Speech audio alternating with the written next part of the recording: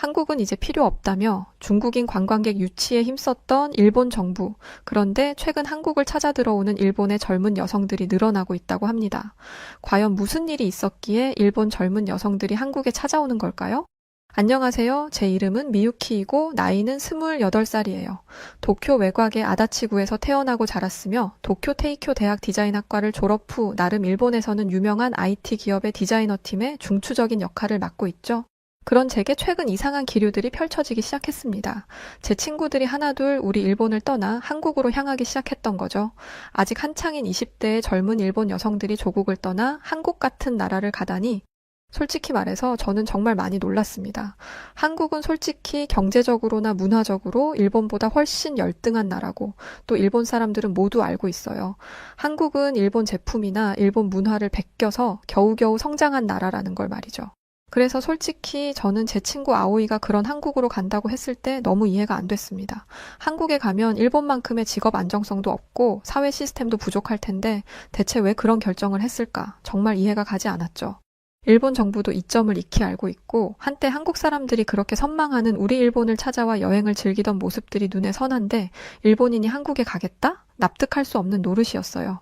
한때 한국이 감히 우리 일본을 향해 노 재팬을 외치며 일본의 물건을 사지 않겠다는 운동을 했던 적도 있었고 그렇게 가난하던 시절 기껏 일본이 문화적으로나 기술적으로나 이런저런 도움을 주며 키웠더니 이제는 케이팝으로 인기 좀 산 한국이 일본의 경제 수준을 뛰어넘었다.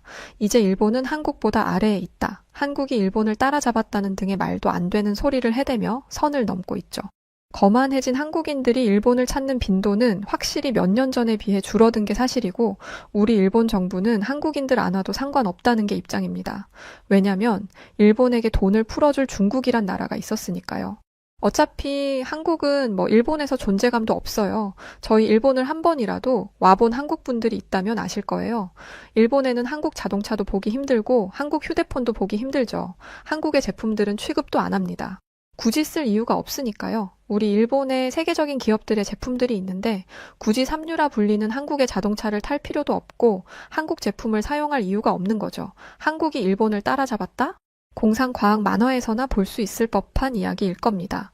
그런데 그런 우리 일본을 버리고 한국을 가겠다는 일본의 젊은 여성들이 늘어나고 있다는 현실이 저는 믿기지가 않았어요.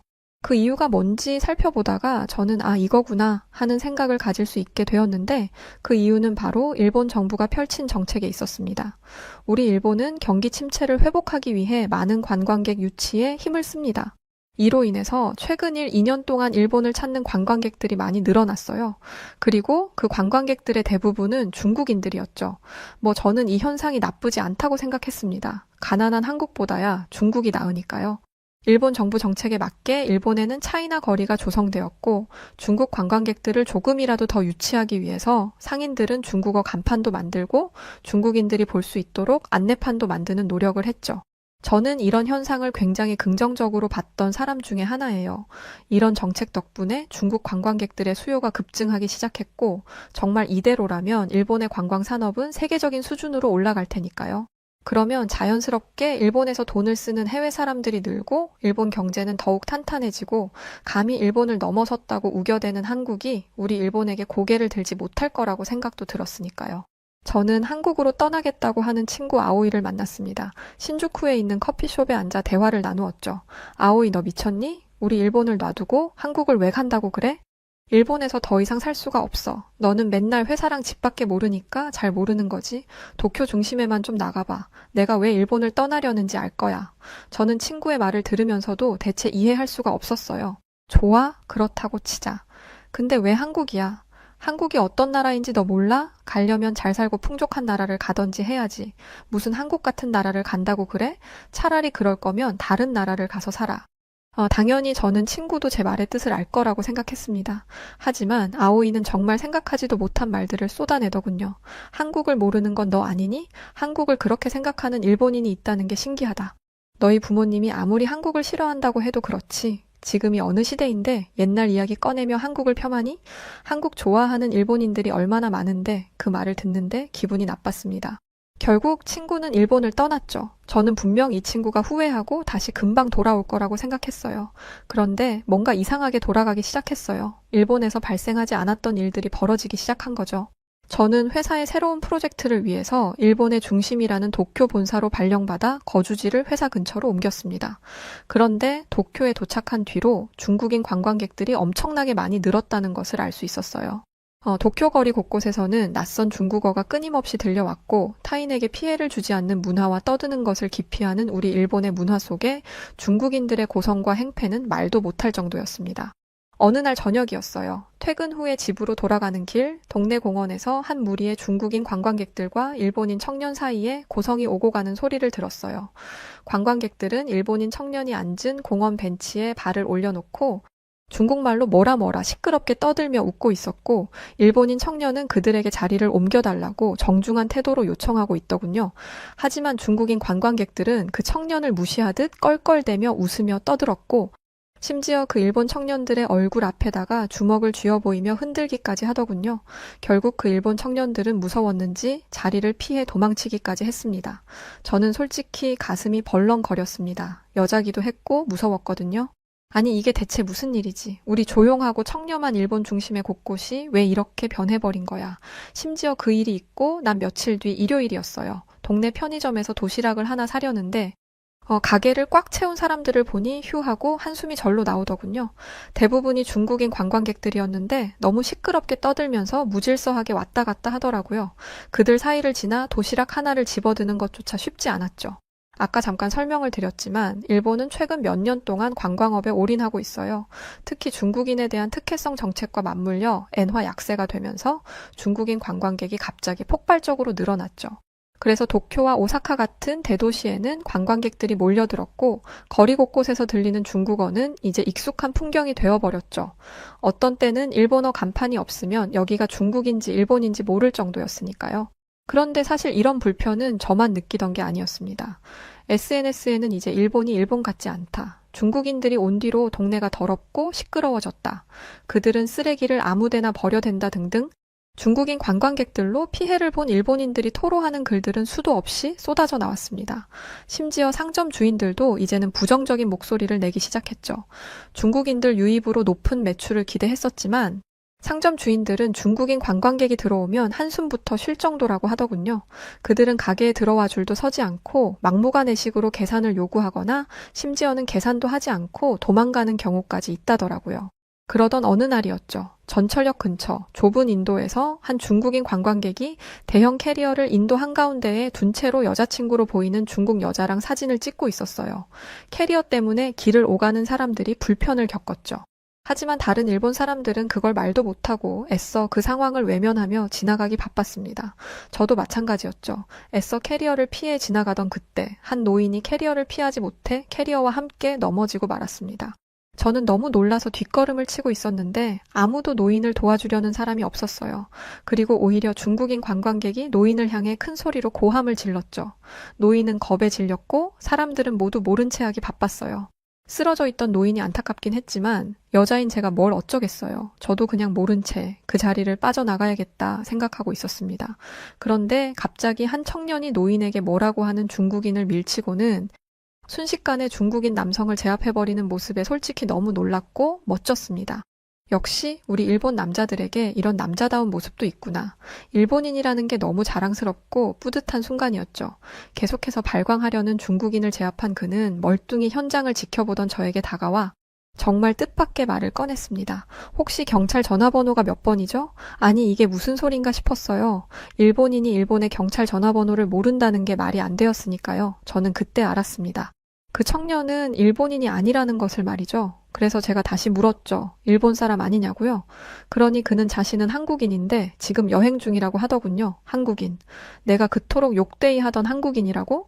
솔직히 좀 의아했습니다. 일본인도 아닌 한국인이 남의 나라에서 자기 일도 아닌 일에 이렇게 온 몸을 던져서 나선다고? 이게 말이 돼? 이런 생각이 들었죠.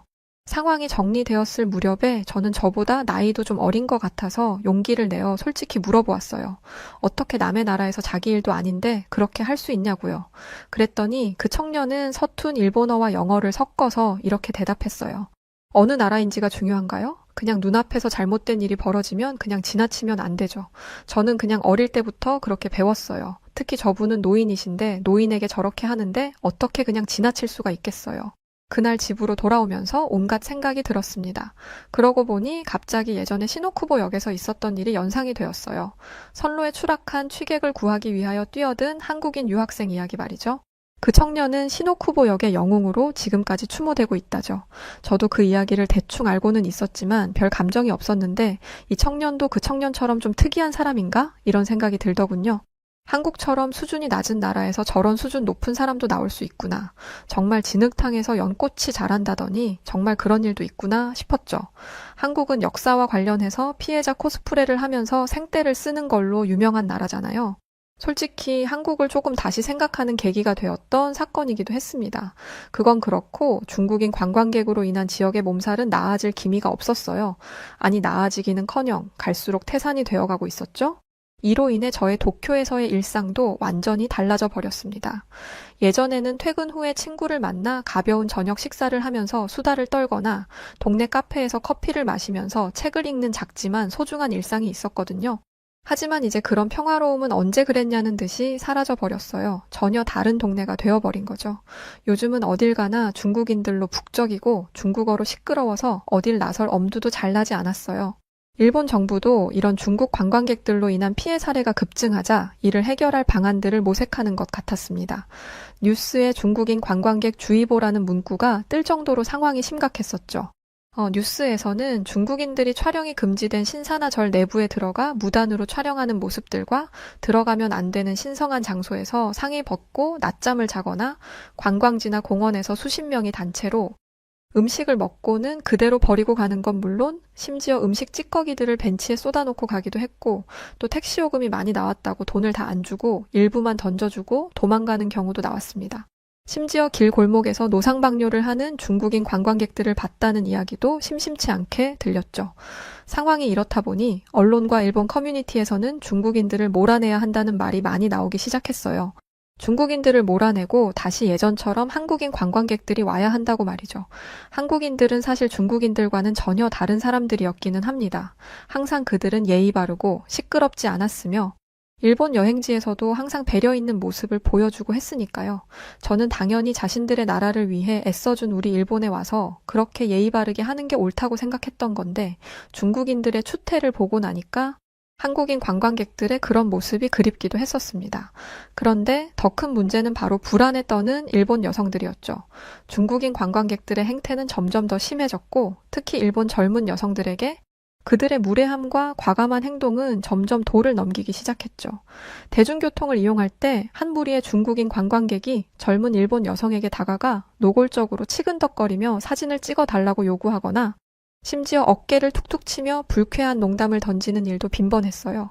일본 여성들은 평소 타인에게 피해를 주지 않는 것이 미덕이라고 배웠기에 이런 상황에서도 아무 목소리를 내지 못했어요. 겁에 질려 저리 가라는 말 한마디조차 하지 못하고 고개를 숙이며 자리를 피하는 것이 전부였죠. 그들의 침묵은 중국 관광객들에게 더 큰 대담함을 허락하는 결과를 낳았습니다. 하지만 주변에 있던 일본 남성들은 그저 고개를 돌리거나 멀리 서서 지켜보기만 했어요. 그 누구도 나서서 말리는 사람이 없었죠. 이런 태도는 일본 여성들에게 더 큰 좌절감을 안겨줬어요. 보호받아야 할 여성들이 보호는커녕 스스로 이런 폭력적인 상황을 해결해야 하는 처지에 내몰린 셈이었죠. 그런데 이런 건 그저 작은 일에 불과했어요. 더 충격적인 사실을 알게 되었습니다. 몇 주 전이었어요. 길을 지나는데 아주 불쾌한 장면을 목격하고 말았습니다. 거기는 도쿄 신주쿠구 가부키초 구역이었는데 일본에서도 요즘 젊은 여성들이 부쩍 많아진 거리기도 하죠. 그곳을 지나다 한 무리의 중국인 남자 관광객들이 골목 한편에 서서 담배를 피우며 대화를 나누고 있더라고요. 저는 그들 사이를 지나가야 했는데 조금 무서운 느낌이 들었어요. 하지만 다른 길로 가려면 너무 시간이 오래 걸리기에 애써 시선을 피하면서 걸음을 재촉했죠. 그렇게 그들 옆을 스쳐 지나가면서 저는 그들이 나누는 은밀한 대화를 들어버리고 말았어요. 그 중국인 남성 무리들 안쪽에서 젊은 여성의 목소리가 들렸는데 저는 처음엔 단순히 그 관광객들과 같은 무리라고 생각했어요. 하지만 가까이 지나가며 들리는 대화의 내용을 보니 상황이 단순하지 않다는 걸 깨달았죠. 그 여성은 낮은 목소리로 이렇게 말했어요. 이만엔이에요. 영어를 섞어서 말했지만 이만엔이라는 일본어는 또렷이 들렸죠. 순간 소름이 돋았습니다. 저는 놀란 가슴을 진정시키면서 빠른 걸음으로 그 골목을 벗어나 집으로 돌아왔어요. 그리곤 현관을 들어서자마자 컴퓨터를 켜고 관련 정보를 찾아봤죠. 그리고 충격적인 사실을 알게 되었어요. 최근 도쿄에서는 경제적인 이유로 많은 젊은 여성들이 생활비와 빚을 감당하지 못해서 성매매에 뛰어들고 있으며 중국인 관광객의 유입과 함께 그런 일이 폭증하고 있다는 기사였어요. 더 놀라운 것은 그 중에는 미성년자도 있다는 사실이었어요. 일본 경시청의 발표 자료를 보니 지난해 1월에서 12월 사이에 가부키초 구역이나 오쿠보 공원 근처에서 길거리 매춘을 위해 서 있는 여성을 140명이나 체포한 바 있다는 내용도 있었어요. 이는 2022년 때보다 무려 약 3배나 증가한 수치라고 하더군요. 그 중에는 20대가 106명일 만큼 제일 많았고 심지어 고등학생들도 있는 것으로 나왔어요. 도쿄가 중국인 관광객들의 섹스 투어의 온상이 되어버린 거죠. 지금 일본 사회에서는 이 문제를 당장 해결해야 한다는 목소리가 점점 높아져 가고 있지만 정부는 손을 놓은 상태예요. 겉으로는 이런저런 방안을 내어놓았지만 실제로는 거의 집행을 하지 않고 있는 상태죠. 어쨌든 중국인 관광객들이 돈을 쓰기 때문에 경제를 위해서 방치하고 있는 거라는 생각이 들었습니다. 이후로 저는 도쿄의 밤거리를 지나칠 때마다 이전과는 다른 시선으로 보게 되었어요. 아니, 이젠 밤에는 거의 나가지도 않게 되었답니다. 결국 이런 두려움과 불편은 점점 많은 일본 여성들에게 공감대를 형성하게 되었어요. SNS에 올라오는 글들만 봐도 알 수 있었죠. 이제 이 동네가 너무 무섭다 라는 글들이 넘쳐났고 특히 젊은 여성들은 밤늦게 혼자 돌아다니는 게 위험하니 각별히 조심하라는 글들도 자주 올라왔죠. 제가 가입한 지역 커뮤니티에서도 비슷한 얘기들이 많이 있었습니다. 한 여성 회원이 이렇게 글을 썼어요. 어젯밤 집 근처에서 중국어로 고함치는 소리가 크게 들리고 이어서 여자 비명소리가 들렸어요. 저는 너무 무서워서 잠을 잘 수 없었네요. 우리 동네가 점점 무섭고 낯설어지는 게 너무 속상해요. 라는 글이었고 그 글에 달린 댓글들은 공감으로 가득했죠. 나도 비슷한 일을 목격했다. 요즘은 아예 밤에 나가질 않는다. 그런데 이 중에서 가장 눈에 띄던 댓글들은 바로 한국으로 이민을 준비하고 있다라는 댓글이었습니다. 사실 일본의 젊은 학생들 사이에서는 한국을 선망하는 학생들이 많이 있습니다. 일본 정부에서도 너무 깊숙하게 들어오는 한국 문화를 어느 정도 관리하기 위해서 차선책으로 중국 관광객들을 유치하는 정책을 펼쳤던 건데 한국의 문화 파워는 상상 이상으로 매우 강했죠. 실제로 학생들 사이에 방학 기간이나 여행 시즌이 다가오면 한국으로 여행을 가겠다는 사람들이 매우 많았고 심지어 어떤 일본 학생들은 아예 집을 한국식으로 꾸며놓고 한국말을 하며 지내는 학생도 있었습니다. 중국인들로 판치는 일본에서 이렇게 두려움에 떨며 지낼 바에야 가까운 옆나라인 한국에 가서 살겠다는 젊은 일본 여성들이 늘어나고 있어요. 제 친구 아오이가 한국으로 떠난 이유도 이런 이유일 겁니다. 또 심지어는 한국의 남자들은 유럽 남자들 못지않게 체격은 좋은데 여성처럼 깨끗한 피부에 깔끔한 모습, 그리고 신사다운 매너까지 갖추고 있다며 한국 남자를 만나고 싶다는 여성들도 늘어났죠. 물론 저는 이런 현상에 반대했던 사람입니다. 부모님이 한국을 싫어하는 성향을 가지고 있던 터에 그런 피를 물려받아서일 수도 있지만 사실 어릴 때부터 역사적으로 한국은 늘 일본을 어렵게 만든 국가니까요. 하지만 지금과 같은 일본 상황에서 같은 여자로 이런 마음이 안 들 수가 없겠더라고요. 또 예전에 우연히 노인을 구하던 한국인 청년의 모습도 스치면서 한국에 한번 가볼까? 라는 생각을 뜬금없이 했었습니다. 그러나 행동으로 옮기지는 못했고 그렇게 차일피일 미루다 보니 어느새 5개월이라는 시간이 지나버렸죠. 그리고 여전히 답을 구하지 못하고 있는 상황이었어요. 한국을 간다고 하면 부모님도 반대했을 테고요. 시간이 지날수록 일본 상황은 악화되었고 이제는 항공사에서 한국을 상대로 제발 와달라며 소리치는 수준까지 도달했었습니다. 한국인들이 북적이던 공간은 중국인들의 추태로 난장판이 되었고 일본의 어느 항공사와 상점들은 한국인들을 환영한다는 플랜카드와 한국어 간판, 한국어 안내판까지 만들며 한국인들을 극진히 모시고 있는 상황이 되었죠. 그런데 저에게 한국에 갔던 아오이에게서 연락이 왔었어요. 아오이는 한국에서 자신이 이제 자리를 잡았으니까 한번 놀러 오라고 말이죠. 그러면서 지금 시즌이면 징검다리 연휴라서 토요일부터 화요일까지 4일간 자기가 충분히 시간을 낼 수 있다고도 했죠. 저는 아오이에게 물어봤습니다. 한국에도 분명 일본처럼 중국인 관광객들이 있을 텐데 행패를 부리거나 하는 경우가 없는지 말이죠. 그렇잖아요. 일본에서도 이 난리를 치는데 한국에서도 그럴 거라고 생각했거든요. 그런데 아오이는 굉장히 여유 있는 목소리로 이렇게 말했어요. 한국에도 중국인 관광객들이 있긴 하지. 그런데 한국에서는 행패 못 부려. 행패 부렸다간 한국 남자들한테 얻어맞을걸? 일본하고 완전 달라. 저는 아오이가 괜히 저를 한국으로 오게 하려고 속이는 느낌을 받았지만 어차피 마음속에 한국에 가볼까 하는 마음이 있기도 했었고 속는 셈치고 한국으로 한 일주일 정도 여행을 다녀오자는 생각을 가졌습니다. 그래서 떠나게 된 제 인생 최초의 한국 여행, 두려움 반, 설레임 반의 마음을 가지고 저는 비행기에 올랐고 친구가 있는 한국으로 떠났습니다. 일본을 떠나 비행기를 타고 해외로 나간 건 어릴 적에 부모님과 함께 갔던 필리핀이 전부였어요. 그래서였는지 한국 인천공항에 도착하자마자 솔직히 좀 크게 놀랐었죠. TV에서 간간히 보기는 했었지만 TV에서 보는 것과 실제로 내 눈앞에 있는 건 차이가 엄청나더라고요. 인천공항은 끝도 없이 컸고 무슨 신도시에 온 것처럼 모든 게 일본보다 좋아 보였습니다. 또한 한국의 서울은 놀라울 만큼 깨끗하고 안전했고 지하철 노선을 잘 몰라서 헤매던 저에게 기꺼이 친절을 베풀어 주시던 수많은 한국 사람들이 있었죠. 여자 혼자서 밤 늦게 거리를 걷는 것도 전혀 이상할 것이 없었어요. 일본도 사실 도쿄에 중국인들이 점령하기 이전에는 세계적으로 안전한 나라로 인정받는 나라였는데 한국은 그때 당시에 우리 일본보다 한참 더 한수위라는 생각이 들었습니다. 공항에서부터 제가 지냈던 호텔, 그리고 제가 한국의 도심을 걸으며 경험했던 모든 일들은 저를 호기심으로 가득 차게 만들었고 한국의 음악과 한국의 연예인들, 한국 도심에서 바삐 움직이는 사람들, 중국인들처럼 추하지 않았고 일본인들처럼 소심하지 않았으며 한국인들은 적정한 선에서 옳고 그름을 가진 모습을 보여주고 있었어요. 더더욱 놀란 건 한국인 남성들의 체격입니다. 일본 남자들보다 머리 하나는 더 큰 것 같았죠. 하얀 피부를 가진 한국의 남성들은 모두 훈남인 것처럼 보였어요. 괜히 질투가 좀 나기도 했습니다. 일본보다는 좀 더 후질 거라고 생각했는데 그러지 않았으니까요. 저는 아오이와 함께 한국에서 좋은 시간들을 보냈어요. 그리고 친구 연휴가 끝난 수요일 아침, 친구는 회사에 갔었고 저는 친구의 집에서 TV를 보며 시간을 보내고 있었죠. 그런데 갑자기 배가 너무 아팠던 거예요. 처음엔 그냥 피곤해서 그런가 보다 했었는데 통증은 가시질 않았고 몸을 웅크린 채로 너무 아파 친구에게 전화를 걸었습니다. 친구는 집과 가까운 곳에 병원이 있으니 가보라고 말해주었죠. 하지만 말도 잘 안 통하는데 잘 찾아갈 수 있을지도 걱정이었어요. 하지만 선택의 여지가 없었죠. 결국 저는 혼자 병원을 찾아가 보기로 결심했어요. 친구가 불러준 택시를 타고 병원에 도착했는데 생각보다 일이 너무 쉽게 풀려버리더군요. 접수 데스크 직원이 제가 일본인이라는 걸 알자 바로 일본어를 할 줄 아는 직원을 불러주었고 그리고 진료실에 들어가자 의사 선생님은 세심하게 저의 증상을 살펴봐 주셨죠. 필요한 검사를 받는 동안 간호사님도 계속 제 옆에서 세심하게 도와주셨어요. 그런데 정말 저를 놀라게 했던 일이 병원에서 있었습니다. 바로 진료비와 약값이 일본에 비해서 5분의 1도 안 될 정도로 저렴하다는 거였어요.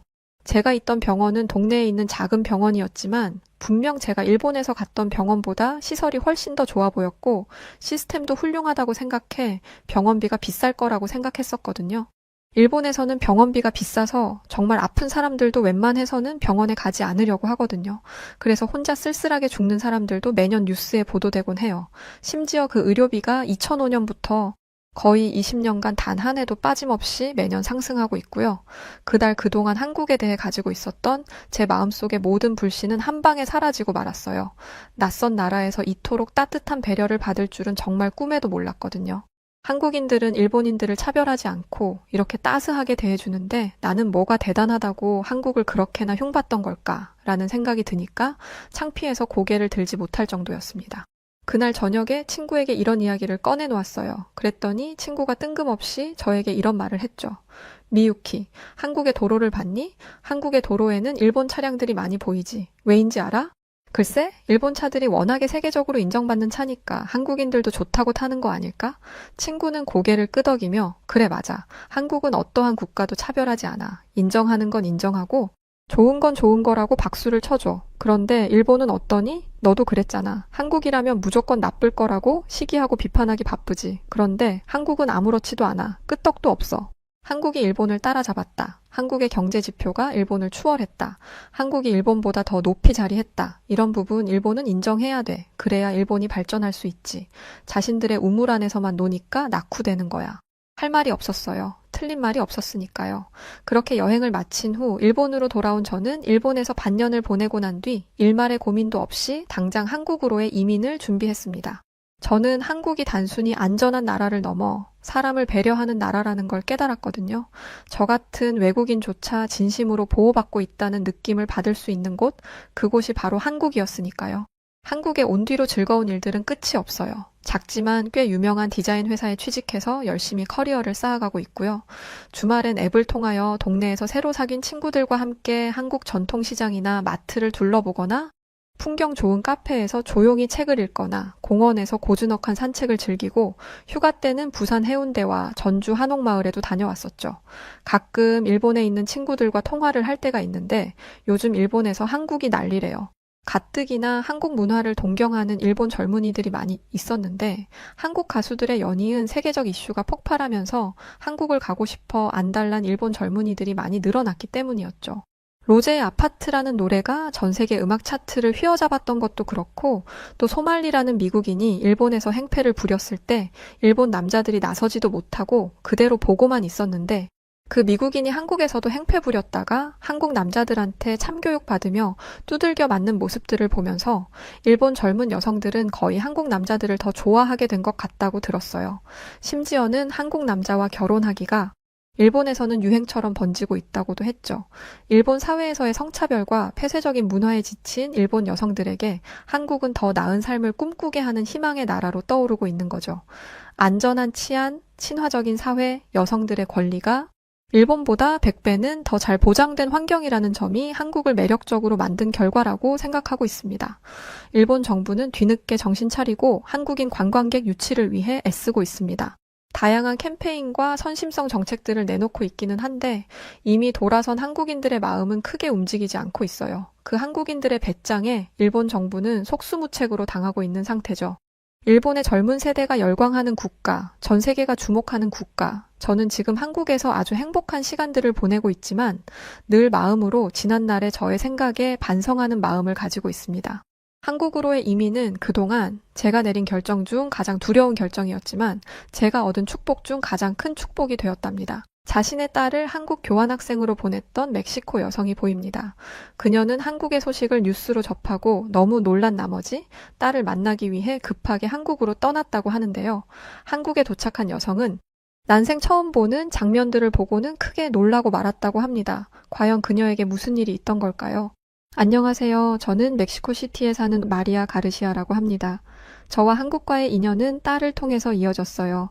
딸이 현재 교환학생으로 한국에서 공부를 하고 있거든요. 처음 딸이 한국으로 유학 가겠다고 했을 때 저는 정말 기뻤답니다.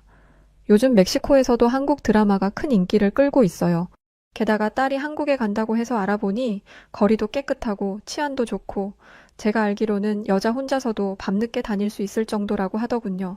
처음에는 전쟁 중인 국가라 걱정이 되기는 했는데 아실지 모르겠지만 저는 멕시코만큼 위험한 나라는 없다고 생각했어요. 그랬기에 딸의 선택이 기특하기만 했죠. 적어도 한국에서는 길거리에서 총성이 울려 퍼지지는 않으니까요. 하지만 얼마 전 오랜 친구 후안으로부터 온 갑작스러운 연락으로 인해 저는 처음으로 제 선택을 후회하게 되었습니다. 마리아, 뉴스 봤어? 그가 보내준 기사를 읽는 순간 심장이 철렁하고 주저앉으면서 심장이 멎어버리는 듯 했어요. 왜냐하면 기사의 내용은 한국에서 계엄령이 선포되었다는 것이었거든요. 순간 제 머릿속을 스쳐 지나간 건 1968년 틀라텔롤코 광장의 그날이었습니다. 제 아버지는 그날의 시위에 참여했다가 군인들의 무자비한 공격으로 다리를 잃으셨고 할아버지는 그날 돌아가셨다고 해요. 이 일은 저희 가족에게도 큰 상처를 남겼을 뿐만 아니라 멕시코 사람들의 가슴에 여전히 충격으로 남아 있습니다. 제가 직접 겪지는 않았지만 한쪽 다리가 없는 아버지를 보며 자랐기에 어릴 적부터 제 머릿속에는 시위를 하면 저렇게 되는구나 라는 생각이 있었죠. 떨리는 손으로 딸의 번호를 눌렀습니다. 몇 번이나 걸었는데도 받지 않더라고요. 다시 걸고 또 걸었습니다. 시간이 갈수록 불안은 커져만 갔고 딸의 연락은 오후 4시가 되어서야 왔어요. 엄마, 전화했었네요? 왜 이렇게 많이 했어요? 무슨 일이라도 있는 거예요? 딸의 목소리를 듣자마자 안심이 돼서 그런지 눈물이 왈칵 나더라고요. 저는 애써 눈물을 참으며 말했습니다. 이사벨 괜찮은 거니? 무슨 일 없어? 너 지금 어디야? 다급한 제 목소리와 달리 이사벨은 너무나 평온했습니다. 엄마, 저 지금 학교 가야 해서 바빠요. 나중에 통화해요. 그 말을 듣고 거의 기절할 뻔했어요. 얘가 지금 무슨 말을 하는 건지. 놀란 마음에 이사벨에게 큰 소리를 치고 말았습니다. 계엄령이 선포된 나라에서 무슨 학교야? 너 제정신이니? 집안에서 절대 나가지 말고 사람들 모인 데는 발도 붙이지 마. 이때까지만 해도 이사벨이 분위기 파악을 못하고 있는 줄 알았는데 이사벨의 대답을 들은 저는 순간 할 말을 잃었습니다. 엄마, 그거 벌써 해제됐어요. 처음에는 이 말을 이해할 수 없었어요. 이사벨이 뭘 잘못 알고 있나 보다 했죠. 그런데 온라인 뉴스를 검색해보니 정말 그랬더군요. 대통령이 계엄령을 선포했다가 몇 시간 만에 해제했다는 내용이 화면 가득 펼쳐져 있었어요. 어떻게 이런 일이 가능할까요? 하루도 아닌 몇 시간 만에 계엄령이 해제되다니. CNN과 BBC 같은 세계적인 방송사들도 이 소식을 전하고 있었지만 저는 여전히 불안했습니다. 언론이 심하게 통제된 멕시코에서는 절대 언론을 믿지 않거든요. 그래서 이사벨은 걱정하지 말라고 했지만 제 마음은 너무 불안해서 계속 컴퓨터 앞에 앉아 뉴스를 새로 고침하고만 있었어요. 그러다 또 다른 충격적인 소식을 접하고 말았습니다. 한국에서 대규모 시위가 시작되었다는 소식이 전해졌거든요. 전 세계 각국에서는 한국 여행을 자제하라는 권고문까지 발표하고 있어요. 이제는 너무 불안해서 자리에 가만히 앉아있지도 못하겠더라고요. 멕시코에서 시위에 참여하는 건 잡아가라고 손목을 내어놓고 있는 거나 마찬가지입니다. 시위만 일어나면 최소 한두 명은 목숨을 잃죠. 감옥에 가는 건 별일도 아니고요. 그래서 제게 있어 시위는 절대 발을 붙여서는 안 되는 곳이었습니다. 옆으로 지나가기만 해도 시위에 동참한 사람으로 찍혀 잡혀가기도 하니 이사벨도 충분히 연루될 수 있을 거라 생각했습니다. 호기심 많은 이사벨이 시위 장소에 가까이 갔다 큰일을 당하면 어떡해요. 결국 저는 한국행을 결정했습니다. 모두가 말렸죠. 지금 제정신이야? 지금 한국이 어떤 때인지 몰라서 이래? 이사벨한테 들어오라고 해야지. 왜 네가 간다는 거야? 이사벨이 온다고 하면 좋겠지만 대체 무슨 자신감인지 이사벨은 한국은 정말 안전하다며 절대 멕시코로 돌아오지 않으려 했습니다. 그래서 직접 데려와야겠다 생각했던 거죠. 저는 바로 비행기 표를 예매했고 짐을 꾸렸어요. 딸이 위험에 빠졌는데 엄마가 어떻게 가만히 있을 수 있겠어요. 한국으로 가는 직항 비행기도 없고 한 번을 경유해서 꼬박 하루를 가야 하는 여정이었지만 피곤한 것도 있고 비행기에서 내리자마자 빠르게 공항을 벗어나려 했습니다. 그런데 제가 도착한 인천공항은 예상을 완전히 벗어난 모습이었어요. 계엄령이 선포된 나라라고는 도저히 믿을 수 없을 만큼 평화로운 모습을 하고 있었거든요. 공항에서 서울로 가는 길에도 사람들은 평소처럼 움직이고 있었고 지하철은 사람들로 붐볐습니다. 어떤 이들은 여유롭게 커피를 들고 전화를 하고 있었고 주변을 경계하는 사람도 없었죠. 사이렌 소리를 울리며 다니는 경찰도 없고 위험해 보이는 인물 한 명 없었어요. 무장한 경찰이나 군인 또한 없었고요. 딸을 만난 순간 제가 얼마나 호들갑을 떨었는지 몰라요. 하지만 딸은 오히려 대체 왜 온 거냐며 어리둥절해했어요. 갑자기 오신다고 해서 놀랐어요. 한국 간다는 말만 남기고 연락이 안 되면 어떡해요? 왜 오신 거예요? 설마 위험해서 오신 건 아니죠? 제가 그렇다고 대답하자 딸은 미소를 띠며 저를 학교 근처로 데려갔습니다. 얘가 아직도 정신을 못 차리고 해맑기만 하길래 속이 터질 것 같았죠. 그런데 딸의 학교 주변은 생동감이 넘쳤습니다. 학생들은 삼삼오오 무리를 지어 웃고 있었고 카페마다 노트북을 펼쳐놓고 공부하는 학생들이 넘쳐났습니다. 모두의 얼굴에 생기가 넘치더라고요. 그리고 처음으로 딸의 한국 친구들도 만나봤습니다. 이 학생들만 보면 이 나라에 계엄령이 선포됐다는 건 전혀 모르겠더라고요. 저는 너무 평범하게 생활하는 딸의 친구들을 보면서 한국 대학생들은 정치에 큰 관심이 없나 보다 라고 생각했습니다. 다행이라고 생각했죠. 아무래도 시위에 학생들이 참여하는 건 위험한 일이니까요. 그런데 저녁이 되자 시간을 확인하던 딸의 친구들이 급하게 짐을 챙기기 시작했습니다. 급한 약속이라도 있나 싶어 물어봤는데 저희 시위하러 가요 라고 대답하더라고요. 너무 담담하게 말해서 순간 영화를 보러 가는 줄 알았습니다. 저는 학생들이 이런 일에는 전혀 관심이 없는 줄 알았는데 시위를 간다고 해서 당황했죠. 멕시코에서 학생이 시위를 한다? 겁을 상실했다며 집에서 등짝을 맞을 겁니다. 멕시코에서는 시위라는 말만 들어도 공포에 질리거든요. 저는 걱정되는 마음에 이렇게 말했어요. 그런 곳에 학생들이 가는 건 너무 위험해요. 시위는 어른들이 할 일이지 학생들이 나설 때가 아니라고요. 제 말에 딸의 친구들은 서로를 쳐다봤고 이내 진지한 표정을 지었습니다. 그중 한 아이가 이렇게 말하더군요. 어머님, 나라를 위해 목소리를 내는데 나이가 무슨 상관인가요? 그 말에 더욱 다급해졌어요. 군인들과 경찰이 있을 텐데 거기서 무슨 일이 일어날지 몰라요. 그런 위험을 감수하기에 학생들은 너무 어려요. 그때 한 학생이 조용히 말을 꺼냈습니다. 어머님, 1980년 5월 18일 한국에서는 민주화 운동이 시작됐어요. 학생들이 앞장선 운동이었고 그 사건에서 희생된 분들 덕분에 지금의 한국이 있다고 말할 수 있죠. 많은 사람들이 피를 흘리고 목숨을 바쳐 지켜낸 민주주의인데 저희가 어떻게 가만히 있을 수 있겠어요? 또 다른 학생이 이어 말했죠. 민주주의는 그냥 주어지는 게 아니라는 걸 우리 모두가 알고 있어요. 우리 부모님 세대가 이렇게 힘들게 만들어 온 민주주의를 우리가 지켜내지 못한다면 우리는 역사 앞에 부끄러운 세대가 될 거예요. 이번에 벌어진 일은 민주주의에서 벗어난 일이고 우리는 반드시 그걸 바로잡을 거예요. 진지한 눈빛으로 말하는 학생들을 보며 제 마음이 흔들렸어요. 그래도 위험할 텐데 학생들의 뜻이 이렇게 완고한데 멕시코에서 온 제가 무슨 근거로 말릴 수 있겠어요. 몸 조심하라며 보내주려고 하는데 갑자기 옆에 있던 제 딸도 짐을 챙기기 시작했습니다.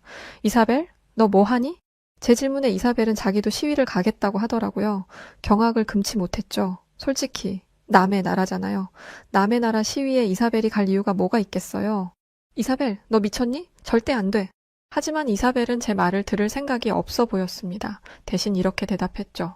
엄마, 저는 정치학을 공부하는 사람이에요. 이런 민주적인 모습을 직접 보고 배울 기회가 얼마나 있겠어요? 멕시코를 이런 나라로 만들려면 이번 시위를 직접 보고 배워야 해요. 여기 학생들은 민주주의가 뭔지 알아요. 그걸 지키기 위해 무엇을 해야 하는지도 알고 있고요. 이사벨의 말에는 힘이 실려 있었어요. 어린 시절부터 독립적이었던 아이였지만 이렇게 강한 의지를 보이는 건 처음이었죠. 결국 저는 한숨을 내쉬며 고개를 끄덕였습니다. 말릴 수 없다는 걸 알았으니까요. 대신 그럼 나도 같이 가야겠다라고 말했죠. 무서웠지만 딸을 홀로 보내는 것보다야 이게 나았습니다. 무슨 일이 생기면 제가 보호해 줄 수도 있는 것이니까요. 이사벨과 친구들을 따라간 국회 앞에는 무려 100만 명의 시민들이 모여 있었습니다. 그 규모의 억소리가 나더라고요. 저는 멀찍이 서서 두려움에 떨며 그 광경을 지켜보았죠. 여기서 무슨 일이 나면 이건 끔찍한 학살이 될 테니까요. 손에 땀이 났고 얼마나 긴장했는지 속이 울렁거렸습니다. 고개를 둘러보니 그곳에는 교복 차림의 여고생들까지 있었어요. 저 어린 학생들이 이렇게 위험천만한 곳에 오다니 제가 그 학생들의 부모도 아닌데 발을 동동 구르게 되더군요. 학생들 옆으로는 정장을 입은 회사원들도 있었고 어린 손주를 데려온 나이 지긋한 어르신도 있었습니다. 저는 모두의 안녕을 빌면서도 이렇게 생각했어요. 곧 시작될 거야. 저는 뒷걸음질 치며 중얼거렸습니다. 멕시코에서 경찰과 군인들이 시민들을 제압하기 위해 총구를 들이밀고 최루탄을 던졌던 모습이 떠올랐거든요. 한국의 평화로워 보이는 지금이 폭풍 전의 고요처럼 느껴졌습니다. 그때 아까 봤던 교복 입은 학생 한 명이 보였습니다. 앳된 얼굴로 친구와 웃으며 대화하고 있는데 저 아이들은 위험이 다가오는 줄도 모르는구나 라는 생각을 하면서 눈을 질끈 감았습니다. 건장한 체격의 경찰들이 시위대를 바라보며 서 있었거든요. 저는 저 어린 학생들이 희생양이 되는 걸 보고 싶지 않았습니다. 그래서 이사벨의 손을 꼭 잡으며 마지막으로 이야기했어요. 우리 이만 돌아가자. 금방 최루탄을 쏘고 진압이 시작될 거야. 너도 그런 모습을 보지 않았니?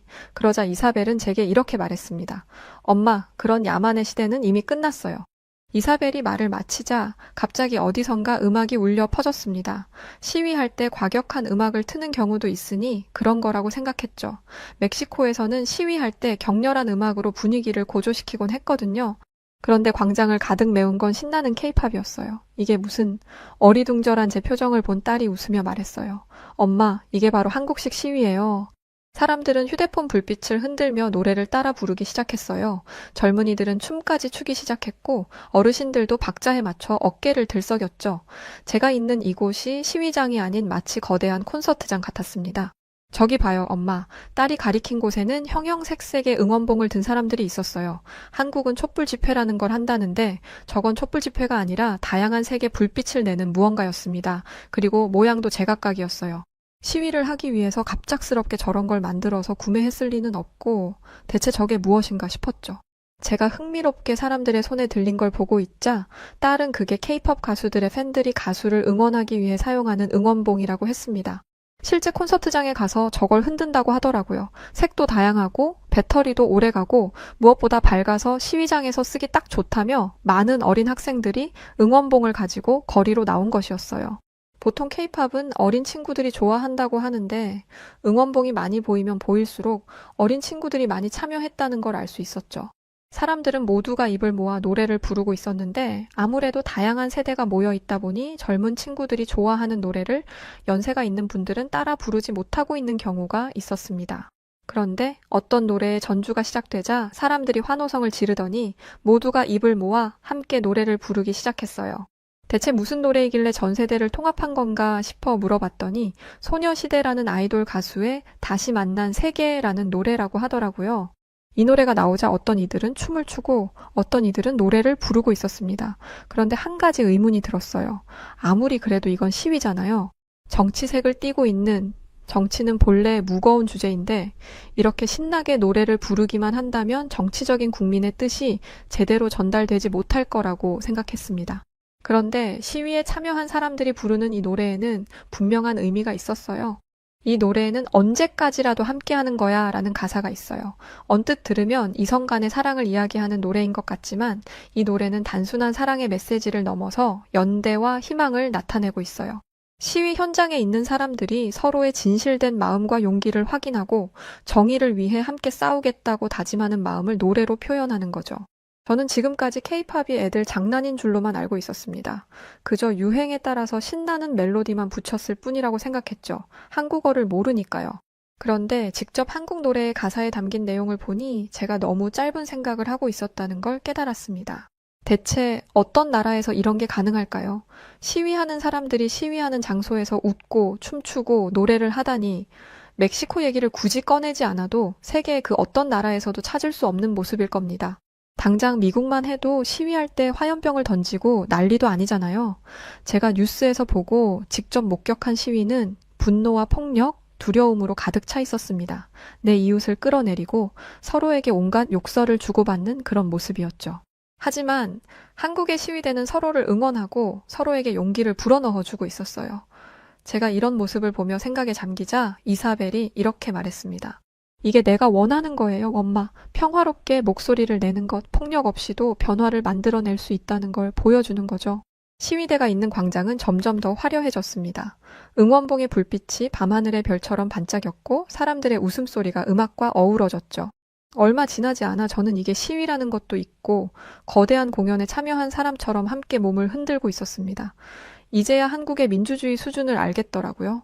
한국에 오기 전 한 뉴스의 앵커가 한국의 민주주의는 우리가 수십 년 동안 지켜봐 왔던 선진적인 민주주의다 라고 말하는 것을 들었었는데 그때는 이게 무슨 의미인지도 몰랐고 솔직히 귀에 들리지도 않았습니다. 그런데 직접 보니 그 앵커의 말이 완전히 이해가 되더라고요. 그런데 여전히 눈치가 보이는 존재가 있었습니다. 바로 경찰이었죠. 멕시코에서 경찰은 두려운 존재입니다. 그래서 항상 경찰의 눈치를 보면서 살아요. 멕시코의 부패 문제는 심각하거든요. 경찰 조직 내 부패는 전 세계가 알고 있는 부분입니다. 심지어 멕시코의 마약 카르텔과 손을 잡고 있어서 카르텔이 정치권을 주무르기도 해요.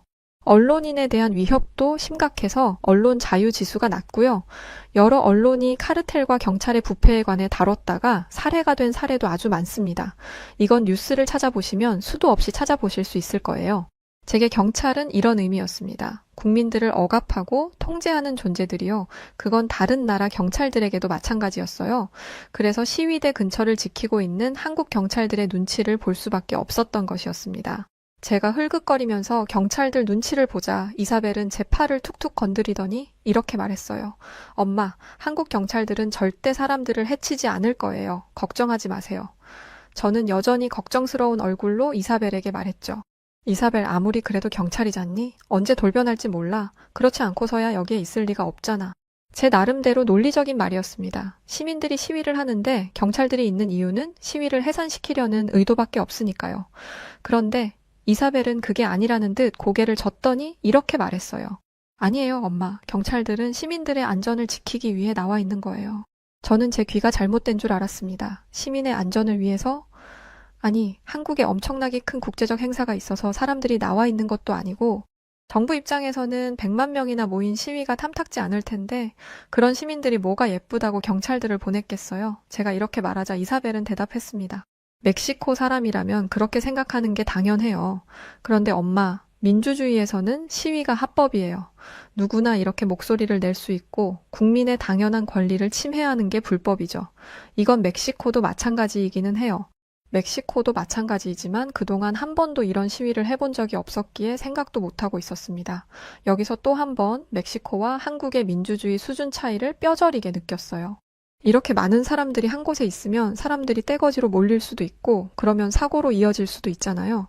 이렇게 경찰들을 밀집시켜 두면 사람들이 한 곳에 쏠리지 않도록 제지할 수 있고 혹시나 생길 시민들 간의 마찰도 조정할 수 있어요.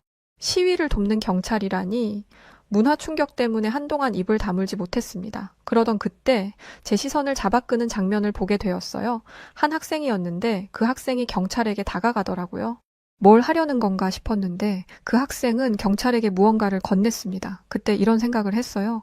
설마 저렇게 어린 학생이 돈이라도 건네는 건가? 모르겠어요.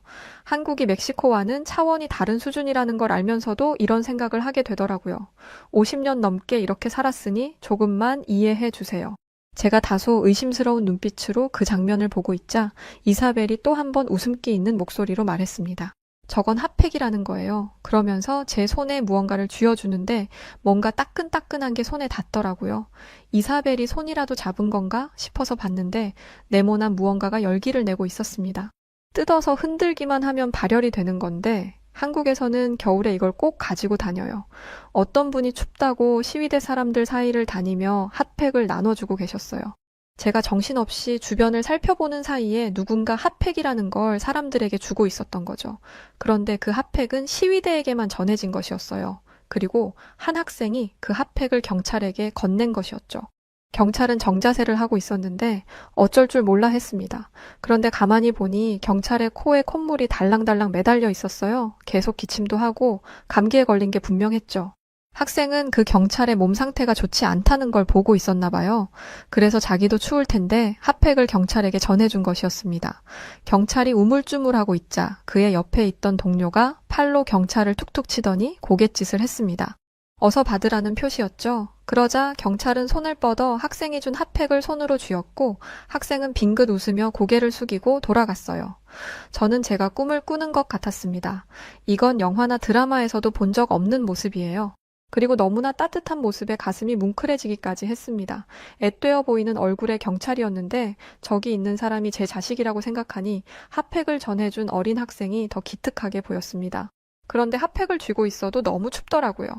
한국인들은 추위에 익숙하다 보니 옷도 두껍게 입었지만 저는 이렇게 추울 줄 모르고 얇은 겉옷만 입었거든요. 그리고 멕시코는 날씨가 더운지라 12월에도 낮에는 24도까지 올라갑니다. 그래서 추위에 약해요. 코가 빨개지고 몸이 오들오들 떨리자 이사벨이 주변 카페로 가자고 하더군요. 저는 이사벨을 따라 시위 장소 근처에 있는 카페로 들어갔습니다. 카페는 인산인해를 이루고 있었어요. 시위에 참여한 사람들이 음료를 마시느라 카페에 가득했거든요. 그런데 저는 그곳에서 굉장히 실망하게 되었습니다. 커피를 주문하는데 결제를 안 하길래 커피를 받으면서 결제를 하는 특이한 시스템이라 생각하고 있었어요. 그런데 커피를 받은 손님이 결제는커녕 커피를 받자마자 도망치듯 서둘러 나가더라고요. 역시나 방금 전까지만 해도 따뜻한 모습에 감격한 찰나였는데 이렇게 비양심적인 모습을 보니 실망감이 컸습니다. 원래 착하기만 한 사람이 갑자기 안 좋은 모습을 보여주면 확 실망감이 들잖아요. 역시 시위만 일어나면 어디든 이렇게 되는구나. 멕시코가 딱 이랬거든요. 시위가 시작되면 가게는 약탈당하고 거리는 아수라장이 되고 가게의 창문을 부수지만 않을 뿐이지 한국도 마찬가지라고 생각했습니다. 저는 한숨을 쉬며 이사벨에게 말했습니다.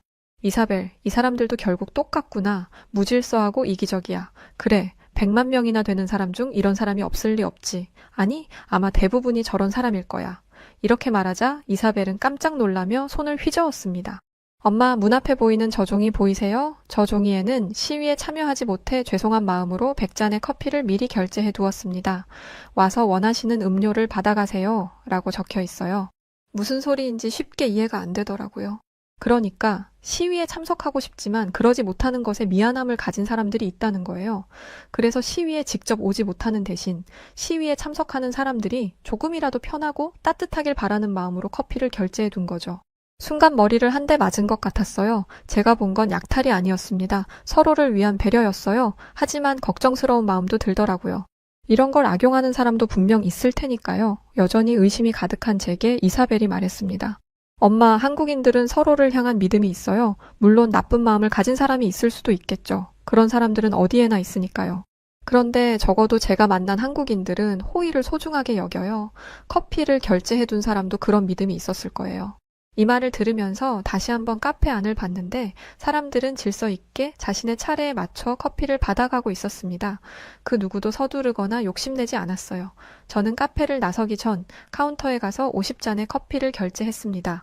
한국인도 아닌 외국인이 50잔을 계산한다기에 직원은 의심스러운 표정을 지었습니다. 그런데 이사벨이 이런저런 설명을 하자 감사하다고 말하며 50잔 결제를 도와주었어요. 제가 남의 나라에 와서 그것도 남의 나라 시위대가 먹을 커피를 결제하다니 누가 보면 웃을 만한 얘기죠. 하지만 저는 제가 보고 있는 수많은 사람들에게 진심으로 존경하는 마음이 들었고 한 사람의 인간으로서 크나큰 영감과 감동을 받았습니다.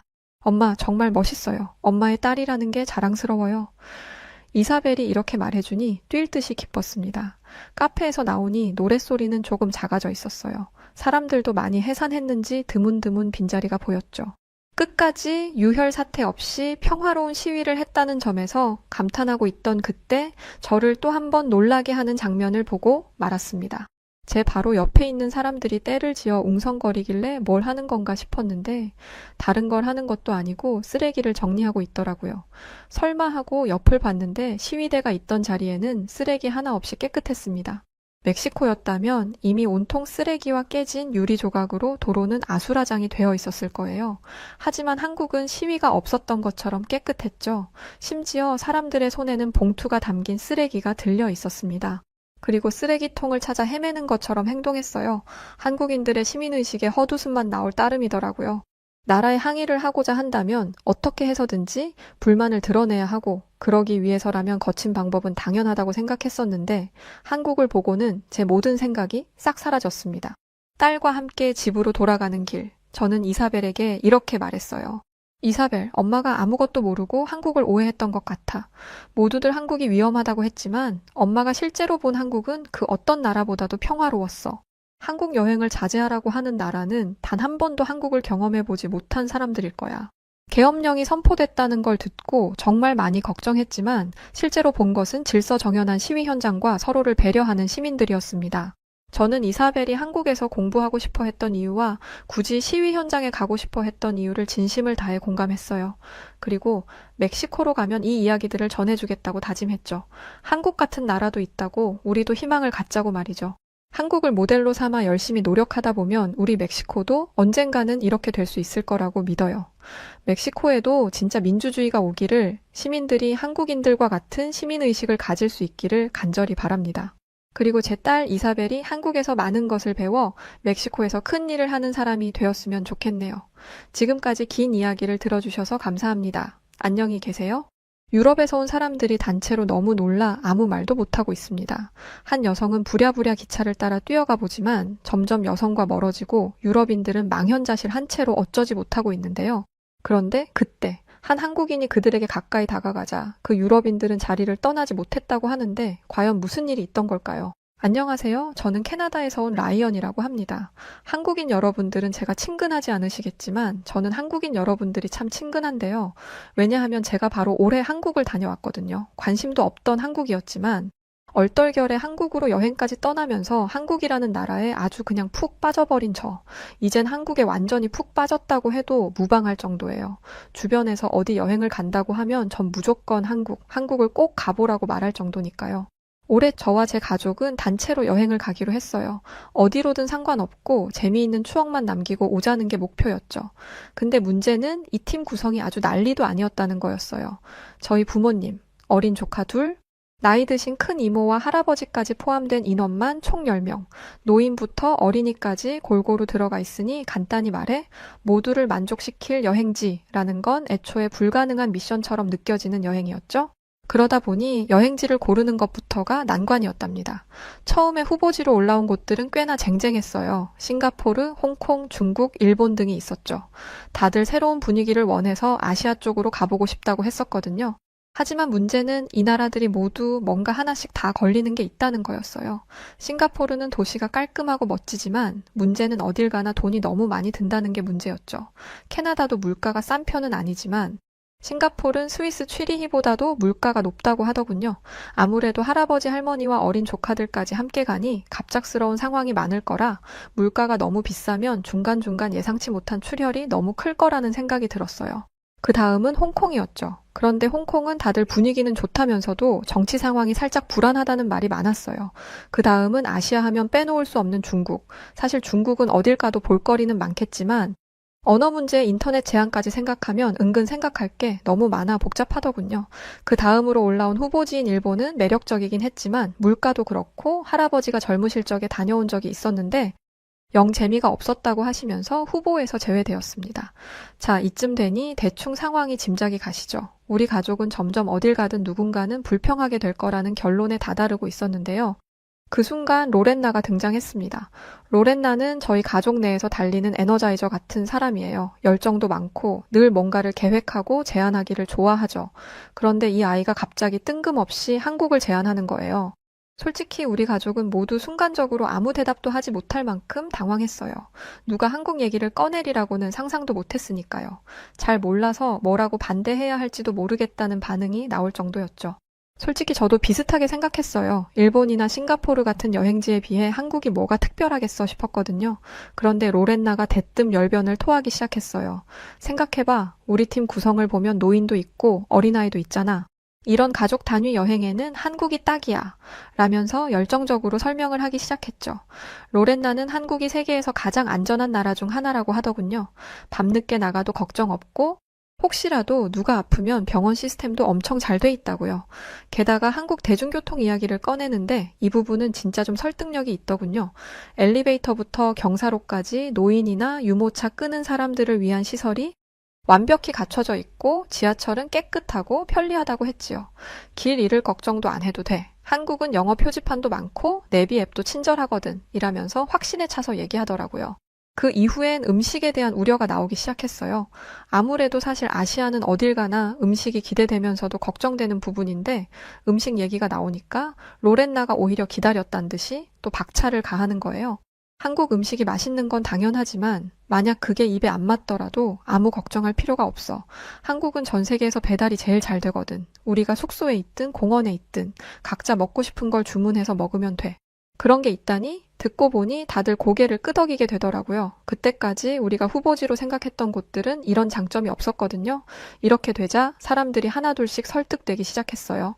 한국 물가는 싱가포르나 일본보다 훨씬 합리적이라는 말에 특히 부모님 세대가 호응했죠.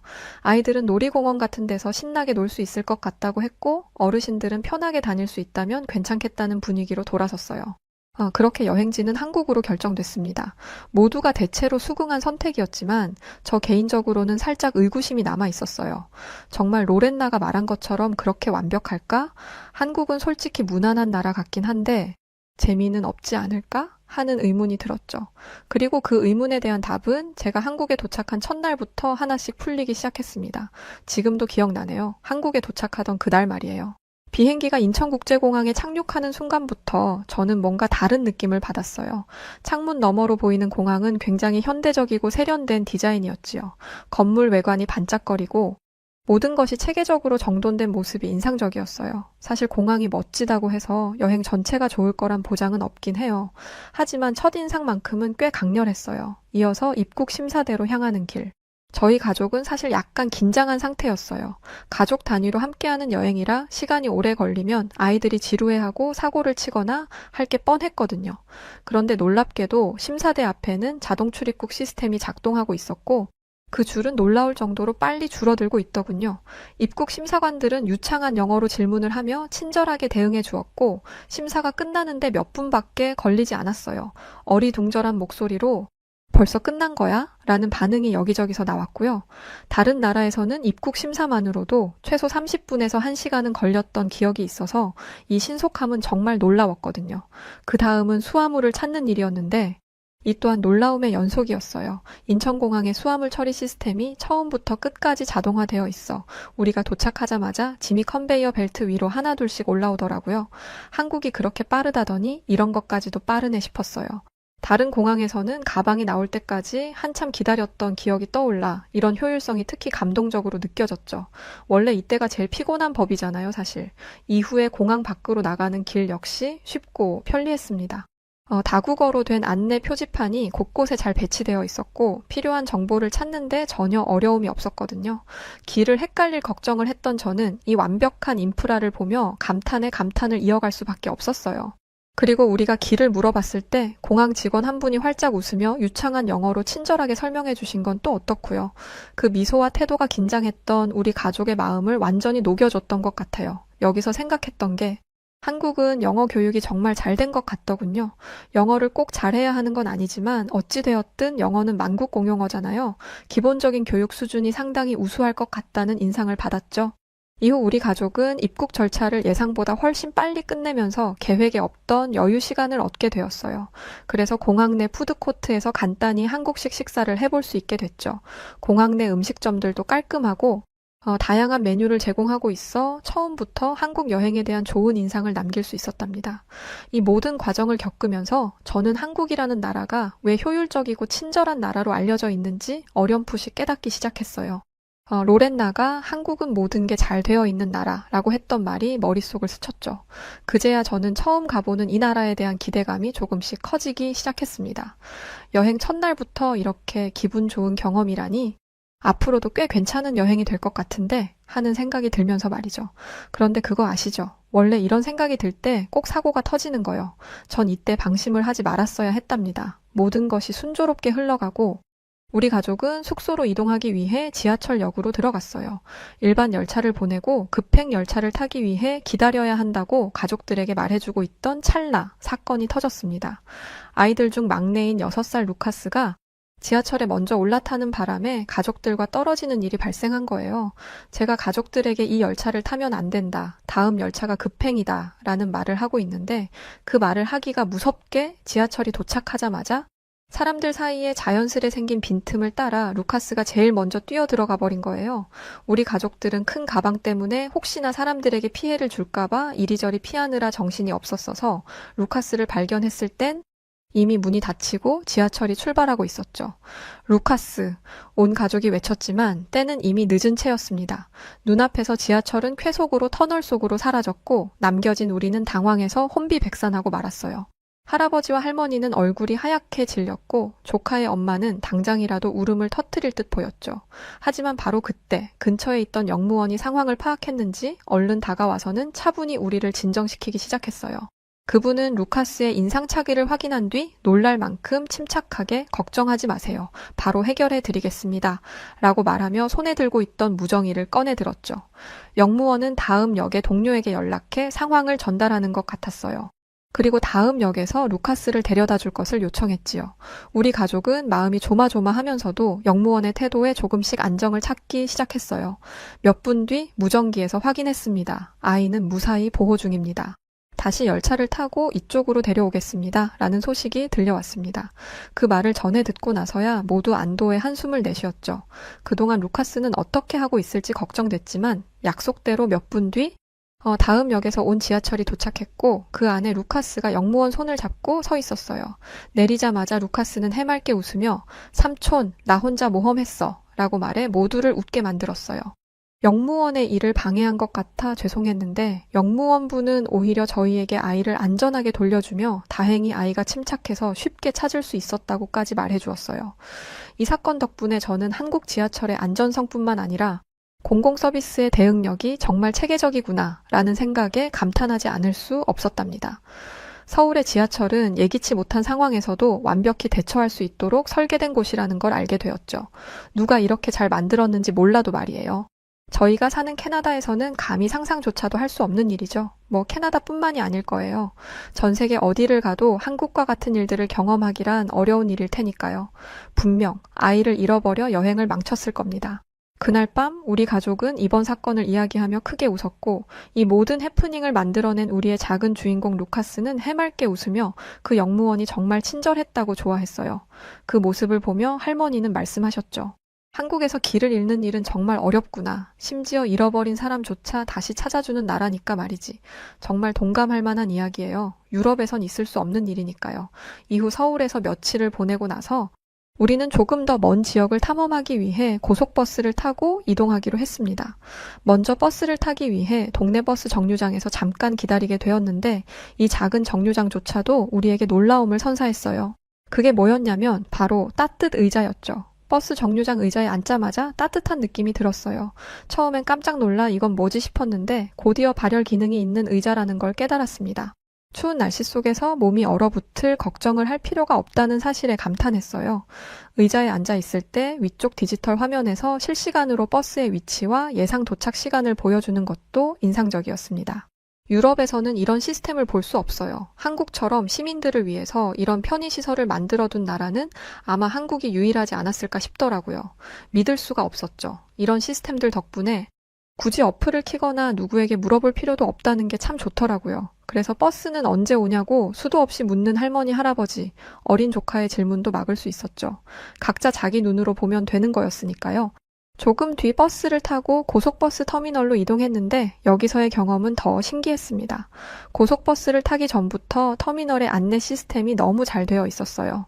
전광판에는 우리가 탈 버스의 출발 시간과 위치가 정확히 표시되어 있었고 다국어로 된 안내 표지판 덕분에 길을 잃을 걱정이 없었죠. 게다가 고속버스를 타는 순간 이건 그냥 교통수단이 아니라 이동식 호텔에 가깝더군요. 좌석은 넓고 푹신해서 다리를 쭉 뻗어도 공간이 충분했고 각 좌석마다 USB 충전 포트가 있어서 휴대폰 배터리를 걱정할 필요가 없었죠. 저는 긴 여정을 대비해 미리 영화를 다운로드해 두었는데 버스에서 제공되는 무료 와이파이를 발견하고 괜히 웃음이 났어요. 어차피 심심할 틈이 없겠다고 생각이 들었거든요. 이후 차창 밖을 보며 풍경을 감상하다 보니 어느새 버스는 고속도로를 달리고 있었어요. 버스가 이렇게 흔들림 없이 달릴 수 있다는 것도 놀라웠지만 무엇보다 인상 깊었던 건 고속도로에서 보이는 깨끗한 환경이었죠. 도로 주변에는 쓰레기 하나 없었고 길도 잘 정비되어 있었거든요. 어쩜 이렇게 한국은 어딜 가나 깨끗한 건지 마치 영화 속 세트장 같아요. 유럽이 좋다고들 하는데 유럽은 이렇게 깨끗하지 않거든요. 이렇게 소리 소문 없이 잘 다듬어 놓고 살고 있었다니. 아무도 모르는 VIP 패키지 여행을 온 것 같은 기분이었지요. 저는 무엇보다 사실 긴 이동 시간 동안 가족들과 각자 원하는 대로 시간을 보낼 수 있었던 게 참 좋았습니다. 할아버지와 할머니는 편안히 눈을 붙이고 아이들은 태블릿으로 영상을 보며 시간을 보냈죠. 저는 충전 중인 휴대폰으로 찍어둔 사진을 정리하며 여유를 만끽했어요. 이 정도면 긴 이동도 즐거운 경험으로 남겠다는 생각이 들었죠. 보통 이렇게 다 같이 이동이라도 할라치면 언제 도착하냐, 언제 내리냐 말들이 많은데 이건 그냥 호텔방에서 쉬는 것 같은 기분이더군요. 이윽고 몇 시간의 여정 끝에 목적지에 도착했을 때 버스에서 내리는 모두가 상쾌한 얼굴이었어요. 피곤함 대신 편안함을 느꼈던 여정이었죠. 한국에 오니 이동하는 거 하나까지도 여행의 일부가 될 수 있는 것 같다는 생각이 들어 남들에게도 추천하고 싶어지더군요. 그렇게 한국에서 며칠 더 머물던 중 저희는 여행으로 쌓인 피로를 풀 겸 하루는 숙소에서 조용히 보내기로 했습니다. 그런데 문제는 저녁 시간이었어요. 바깥에 나가긴 귀찮고 그렇다고 다들 같은 음식을 먹고 싶어 하는 것도 아니었죠. 그때 로렌나가 한국에서는 배달 음식이 진짜 잘 돼 있다고 했던 말이 떠올랐습니다. 그래서 우리는 숙소에서 음식을 배달해 보기로 했죠. 아참 로렌나는 한국을 추천했지만 정작 업무가 바빠 갑자기 휴가가 취소되면서 같이 오지 못했어요. 그래서 저는 로렌나가 알려준 배달 앱을 잘 사용할 수 있을지 좀 걱정이 되었죠. 하지만 어플을 켜자마자 저는 한국 배달 문화의 위대함을 실감할 수 있었어요. 딱 봐도 주문하기는 엄청나게 간편해 보였고 무엇보다 메뉴의 종류가 너무나도 다양했거든요. 한식, 중식, 일식은 물론이고 피자와 버거, 디저트까지 있었습니다.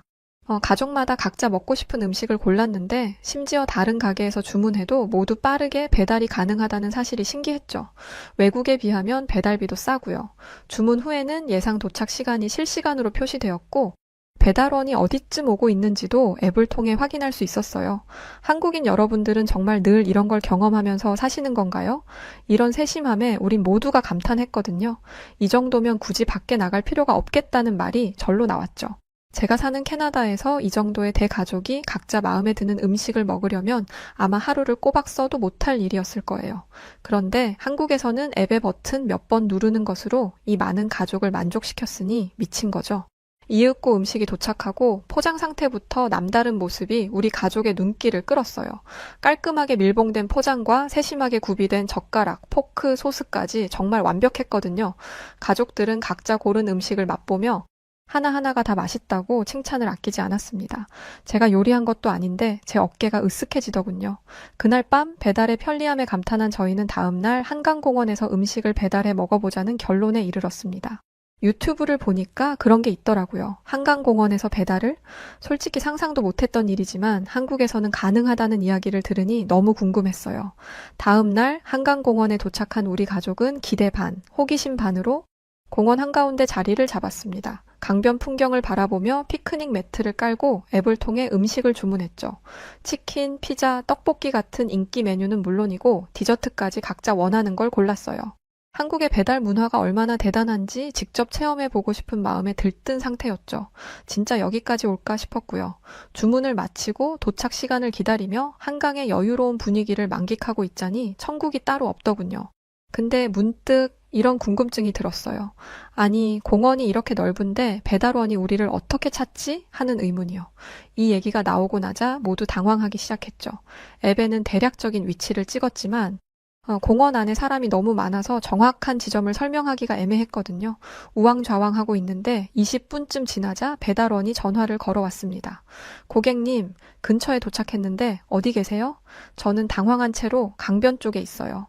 회색 매트를 깔고 있어요. 라고 설명했지만 너무 막연한 정보라 죄송한 마음이었어요. 하지만 배달원은 당황하지 않고 그럼 주변에 뭐가 보이시나요? 라고 묻더라고요. 한참을 둘러보다가 큰 나무와 자전거 도로를 언급했더니 배달원이 아무렇지 않게 자기가 찾아오겠다는 거예요. 그게 말이 되나 싶긴 했는데 일단 믿어보기로 했죠. 하지만 문제는 여기서 끝나지 않았습니다. 저희 자리로 배달원이 오고 있는 중에 바로 옆에서 한 무리의 사람들이 갑자기 치킨을 주문했다고 큰 소리로 이야기하는 게 들리는 거예요. 그쪽 자리에도 외국인들이 한국인들과 섞여서 앉아 있었고요. 설마 그분들도 같은 배달을? 설마 하면서 힐끔 눈치를 보고 있는데 예상대로 배달원이 근처에 다가오자 그 사람들 중 한 명이 우리 치킨 왔다며 벌떡 일어나는 거예요. 설마 우리 거인가? 저 사람들 거가 맞는 거겠지? 어떻게 해야 할지 모르고 발만 동동 구르고 있는데 그 배달원이 뭔가 얘기를 하는 것 같더니 다시 저희 자리로 오는 겁니다. 너무 신기했죠. 아니 어떻게 그 사람이 아니고 우리가 시킨 거라는 걸 알았지 싶어서 저는 배달원에게 물어봤어요. 그러자 배달원은 대수롭지 않다는 듯 주문번호를 보여주는 거예요. 아, 그렇지. 주문번호가 있겠구나. 그 말을 들은 순간 온 가족이 안도의 한숨을 쉬며 박수를 쳤죠. 배달원도 웃으며 공원이 넓어도 주문번호 덕에 절대 헷갈리지 않는다고 말해주더라고요. 덕분에 음식을 뺏기지 않게 되어 우리 가족들의 분위기는 더 화기애애해졌답니다. 생각해보면 좀 바보 같은 해프닝이긴 하죠. 치킨을 나눠 먹으며 가족들은 이런 시스템이 있는 나라가 또 있을까라며 감탄에 감탄을 이어갔답니다. 결국 그날 저녁 공원에서의 배달 음식은 우리 여행 중 가장 유쾌하고 특별한 순간 중 하나로 기억에 남게 되었어요. 아참, 그리고 한국 하면 또 빼놓을 수 없는 게 있어요. 뭔지 아시나요? 바로 찜질방이에요. 여러분은 찜질방에 익숙하시죠? 저처럼 다른 나라에서 온 관광객들에게 제일 신기한 것 중 하나가 바로 찜질방이랍니다.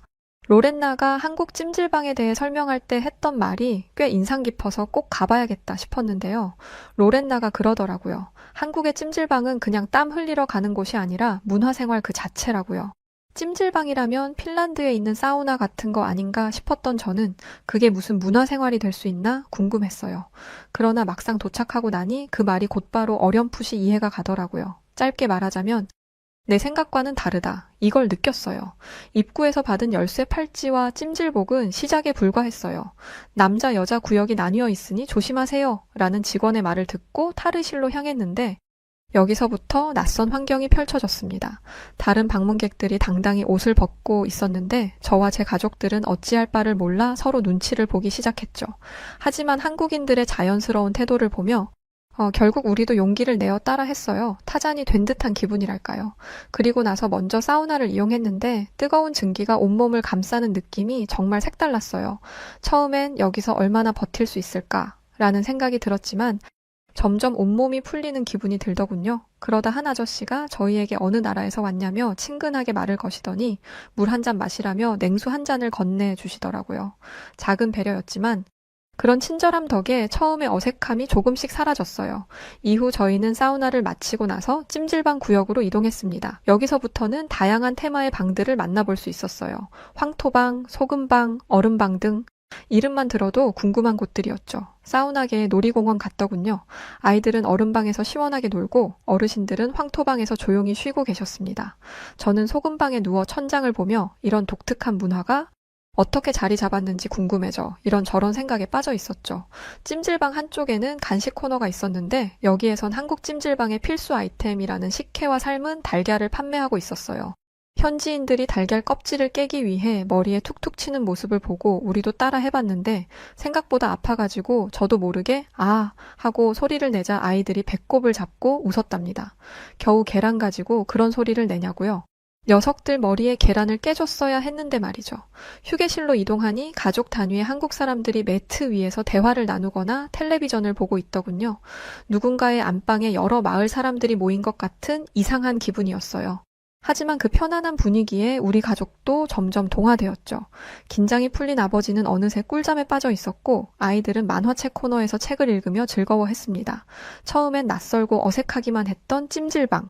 하지만 정겨운 한국인 여러분들의 여유로운 모습과 작은 친절 덕분에 우리 가족도 완전히 적응할 수 있었어요. 우리는 처음에 어색함을 뒤로하고 그 독특한 문화를 자연스럽게 받아들이며 찜질방에서의 시간을 만끽했죠. 그날 저녁 찜질방을 나서며 느꼈습니다. 아, 이래서 문화생활이라고 하는 거구나. 진짜 말 그대로 문화생활.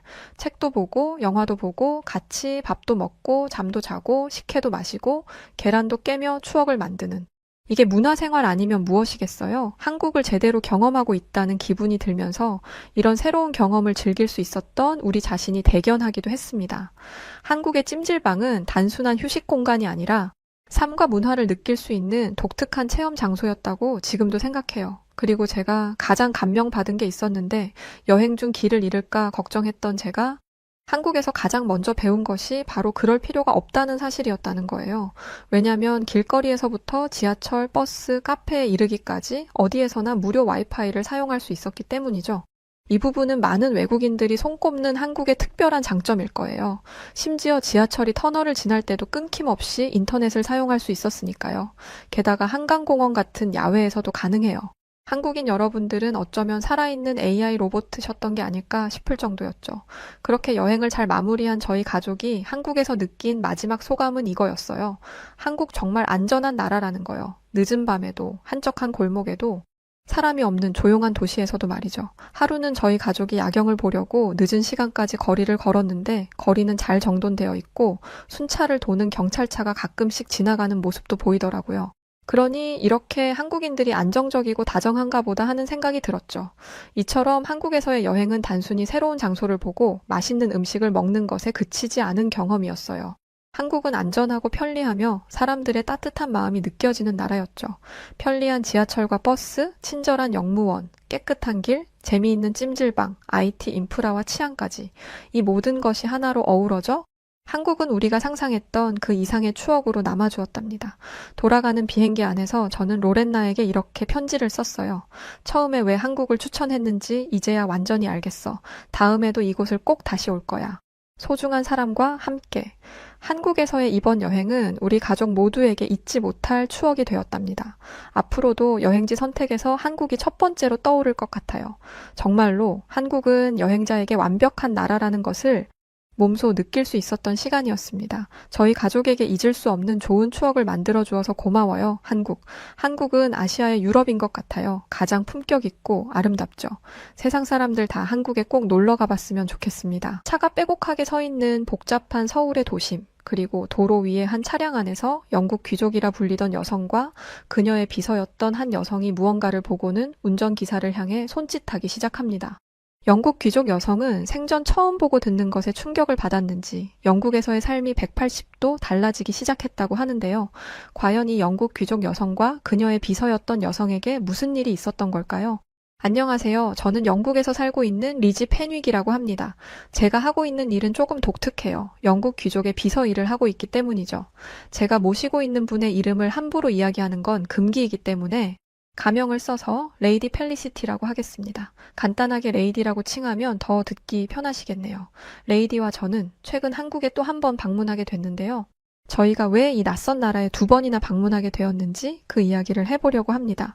저는 옥스퍼드 대학교에서 경영학을 전공했어요. 영국 귀족의 비서는 개인적인 사생활 관리뿐만 아니라 자산 관리도 함께 할 줄 알아야 하기 때문에 경영학 전공임에도 비서 일을 하고 있습니다.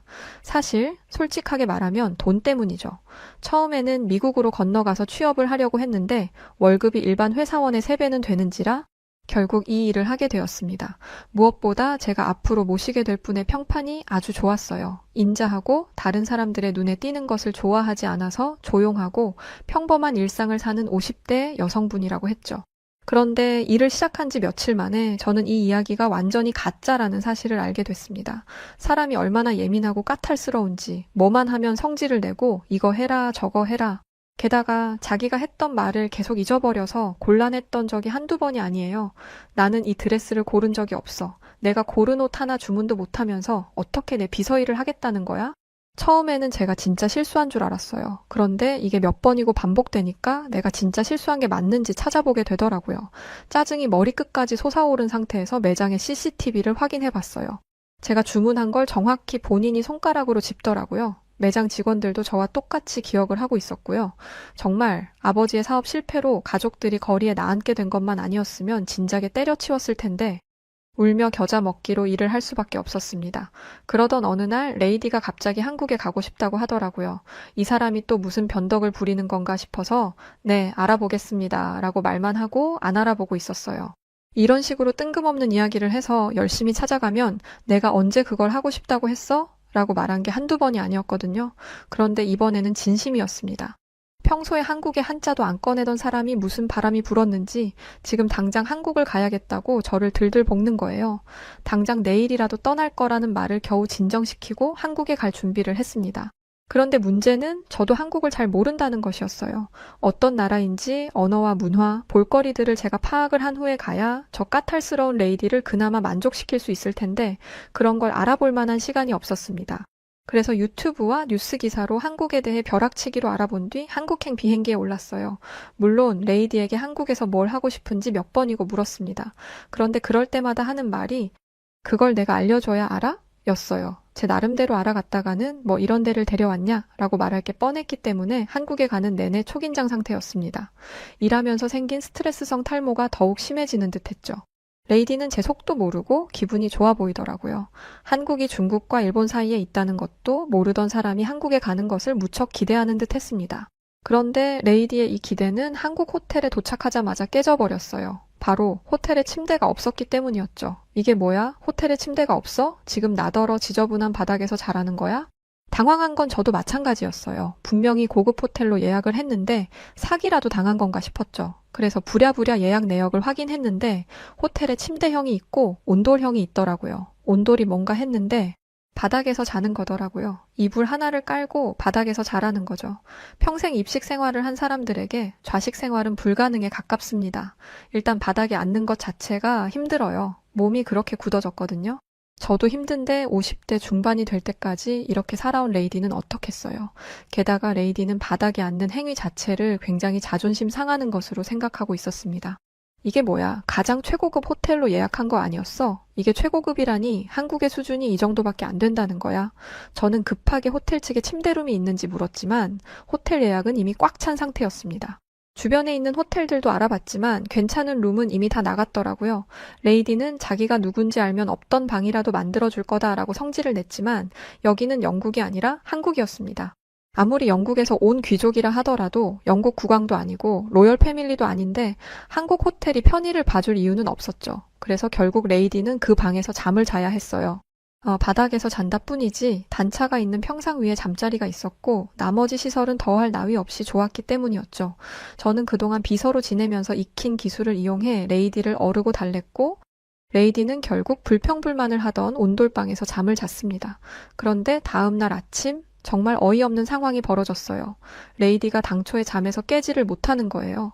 사람이 녹아내린 듯이 기절한 듯 잠에 빠졌는데 저는 진짜 기절한 게 아닌가 싶었습니다. 레이디의 배가 올라왔다 내려가면서 숨을 쉬는 게 보이지 않았더라면 자다가 저 세상으로 간 줄 알았을 거예요. 레이디를 깨우려고 평상 쪽으로 갔는데 아니 바닥이 뜨끈하더라고요. 저도 똑같이 평상이 있는 방에서 잤는데 제가 뭘 작동하지 않은 건지 따뜻하지 않았습니다. 레이디는 겨우 눈을 뜨더니 아주 개운해하며 이렇게 말했어요. 세상에 이렇게 푹 잔 건 처음이야. 마치 몸이 녹아내리는 듯한 느낌이었어. 알고 보니 호텔 예약할 때 쓰여있던 온돌은 바닥을 따뜻하게 만드는 한국의 전통적인 난방 방법이더라고요. 저희가 한국에 처음 방문했을 당시 한국은 가을에서 겨울을 넘어가던 시점이었기 때문에 온돌을 사용해 볼 수 있었던 것이었죠. 레이디는 일어나서 몸을 이리저리 움직이더니 또 한 번 감탄했습니다.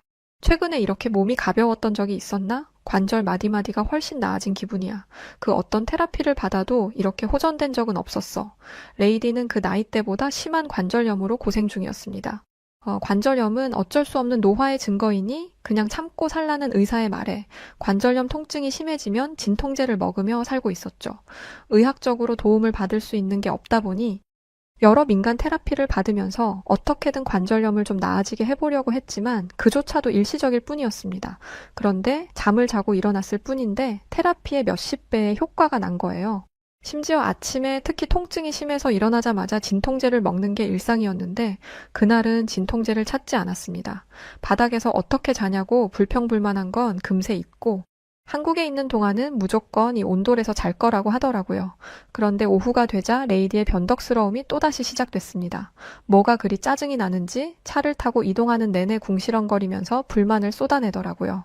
서울은 원래 이렇게 복잡한 거야? 대체 사람은 또 왜 일이 많아? 한국의 대중교통이 매우 잘 되어 있다는 건 조사를 통해 알고 있었어요. 그런데 이 레이디를 어떻게 지하철에 태우겠어요?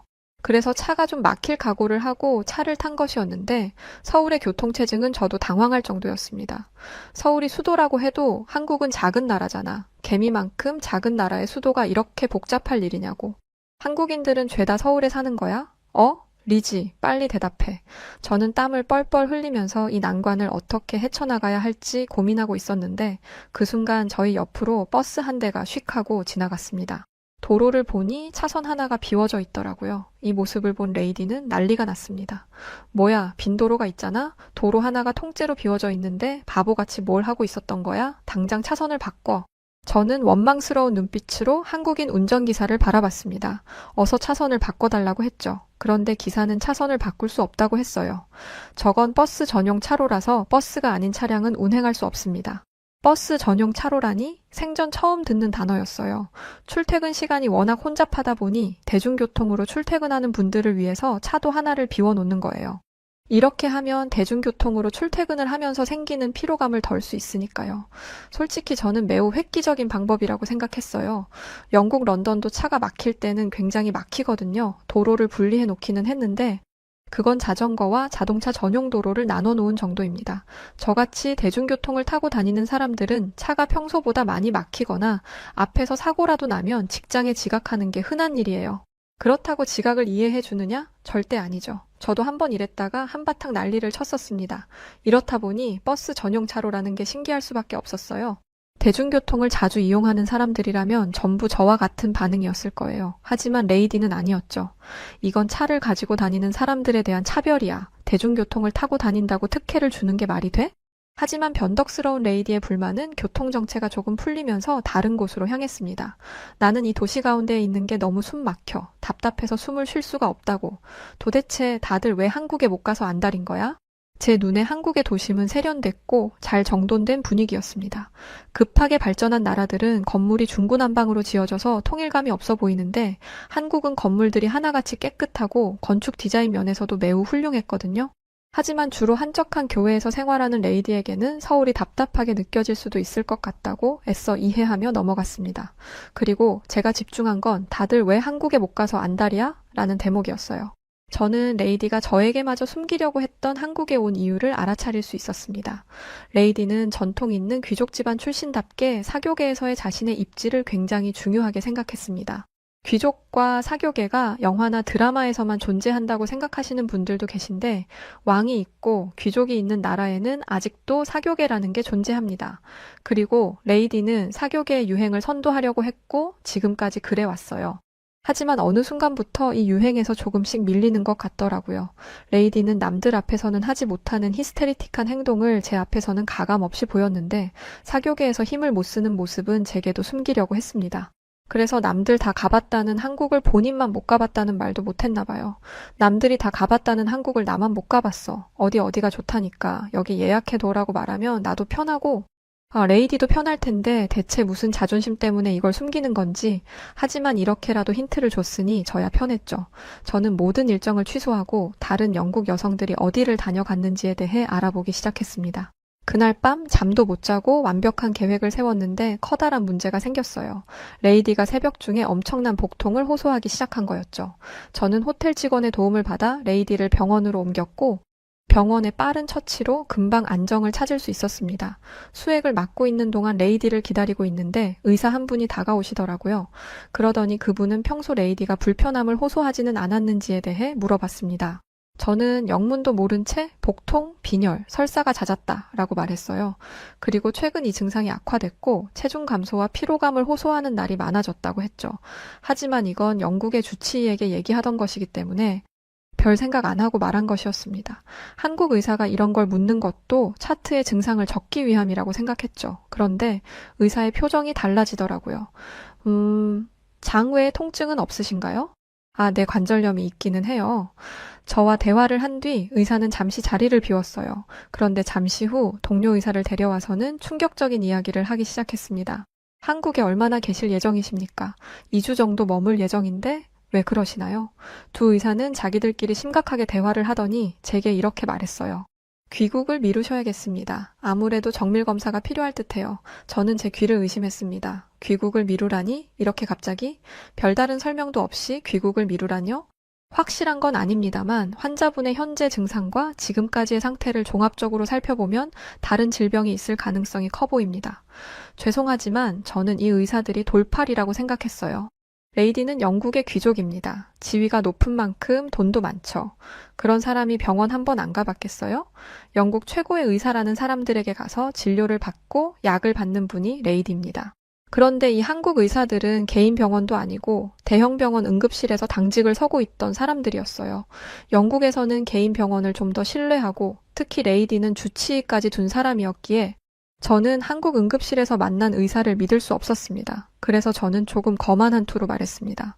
저희는 한국에서 할 일이 많습니다. 쓸데없는 일에 시간을 낭비하고 싶지 않아요. 그런데 의사들은 끈질겼어요. 영국에서는 치료를 거부하면 의사가 그러려니 합니다. 암에 걸려도 환자가 치료를 거절하면 돈이 없나 보다 하면서 돌려보내죠. 그런데 한국 의사들은 끝까지 검사를 해야 한다고 말하고 있었으니 이 의사들이 과잉 진료를 해서 돈을 뜯어낼 거라는 확신이 들었습니다. 한국 의사들은 환자를 돈벌이 수단으로 밖에 안 보나요? 이런 식으로 과잉 진료를 해서 돈을 뜯어내는 게 당신들이 돈 버는 방식인 거예요? 이렇게 말하면 의사들이 부끄러워하며 떨어질 줄 알았습니다. 그런데 그들은 호락호락한 상대가 아니었어요. 제 의사 인생, 아니 제 모든 인생을 걸고 장담합니다. 저는 돈 때문에 검사를 받으라고 하는 게 아니에요. 정말 환자분의 상태가 안 좋기 때문에 검사를 권유하는 겁니다. 이 말을 하는 의사들의 표정에 간절함이 묻어 있더라고요. 돈에 눈이 먼 사람의 눈빛과는 전혀 달랐기에 저는 의사들의 제안을 레이디에게 전했습니다. 그리고 레이디가 이미 영국에서 끝낸 검사를 뭐 하러 다시 받아? 이건 다 시간 낭비라고 라고 대답할 줄 알았죠. 그런데 레이디는 생각보다 진지하게 한국 의사들의 이야기를 들었어요. 그러고는 검사를 받기로 했죠. 저는 검사를 해봤자 청진기를 대고 피나 좀 뽑을 줄 알았는데 영국과는 다르게 한국의 병원에서 검사는 매우 체계적으로 이루어졌습니다. 혈액 검사와 대변 검사, 내시경 검사, CT, MRI까지 평범한 영국인이라면 한 번도 보지 못할 장비까지 동원해가며 검사를 했죠. 그리고 그 결과 레이디의 진짜 병명이 밝혀졌습니다. 레이디는 크론병 환자였어요. 이름조차 생소한 이 크론병은 소화기관, 주로 소장과 대장에 만성적인 염증을 일으키는 자가 면역 질환이라고 합니다. 증상이 간헐적으로 나타나고 악화와 호전을 반복하며 주요 증상이 다른 소화기 질환과 유사하기 때문에 오진의 가능성이 큰 질병이었죠. 레이디는 큰 충격에 빠졌어요. 처음에는 자신이 크론병 환자라는 것을 부정했지만 검사 결과를 토대로 하나하나 설명해주니 나중에는 자신의 병명을 받아들였습니다. 그러면서 자신을 치료할 수 있겠냐 묻더라고요. 지금까지 본 적 없는 풀이 죽은 모습에 괜히 마음이 찡할 정도였죠. 역시 미운 정이 무섭기는 한가 봐요. 저는 의사의 입에서 긍정적인 대답이 나오기를 바랬습니다. 하지만 한편으로는 고치기 어려울 것이라는 생각도 했어요. 앞서 말했듯 영국 의사들조차 못한 일이잖아요. 병명을 찾아낸 건 운일지도 모른다고 생각했죠. 그런데 의사는 아주 단호하게 대답했습니다. 네, 고칠 수 있습니다. 얼마나 단호하고 자신감이 넘치는지 뒷말을 듣지 않았음에도 불구하고 없던 신뢰감이 생기더라고요. 한국 병원 의사분은 이렇게 이야기해 주었어요. 크론병은 심한 경우 수술을 받아야 하지만 아주 다행스럽게도 환자분은 식이요법이나 평소 규칙적인 운동을 하고 계셨습니다. 이런 생활습관 덕분에 증상이 더욱 악화되지 않아서 항염증제와 면역조절제를 우선적으로 사용해 볼 수 있을 것 같아요. 이제야 영국 의사들이 쓸모 있어지더라고요. 몸 상태가 안 좋은 레이디에게 처방해 준 게 식이요법, 규칙적인 운동이었으니까요. 하지만 이것만으로는 부족하다고 했기에 레이디는 병원에서 하라는 대로 묵묵히 따랐습니다. 한국 생활이 무려 12주까지 길어질 수도 있는 상황이었음에도 불구하고 말이죠.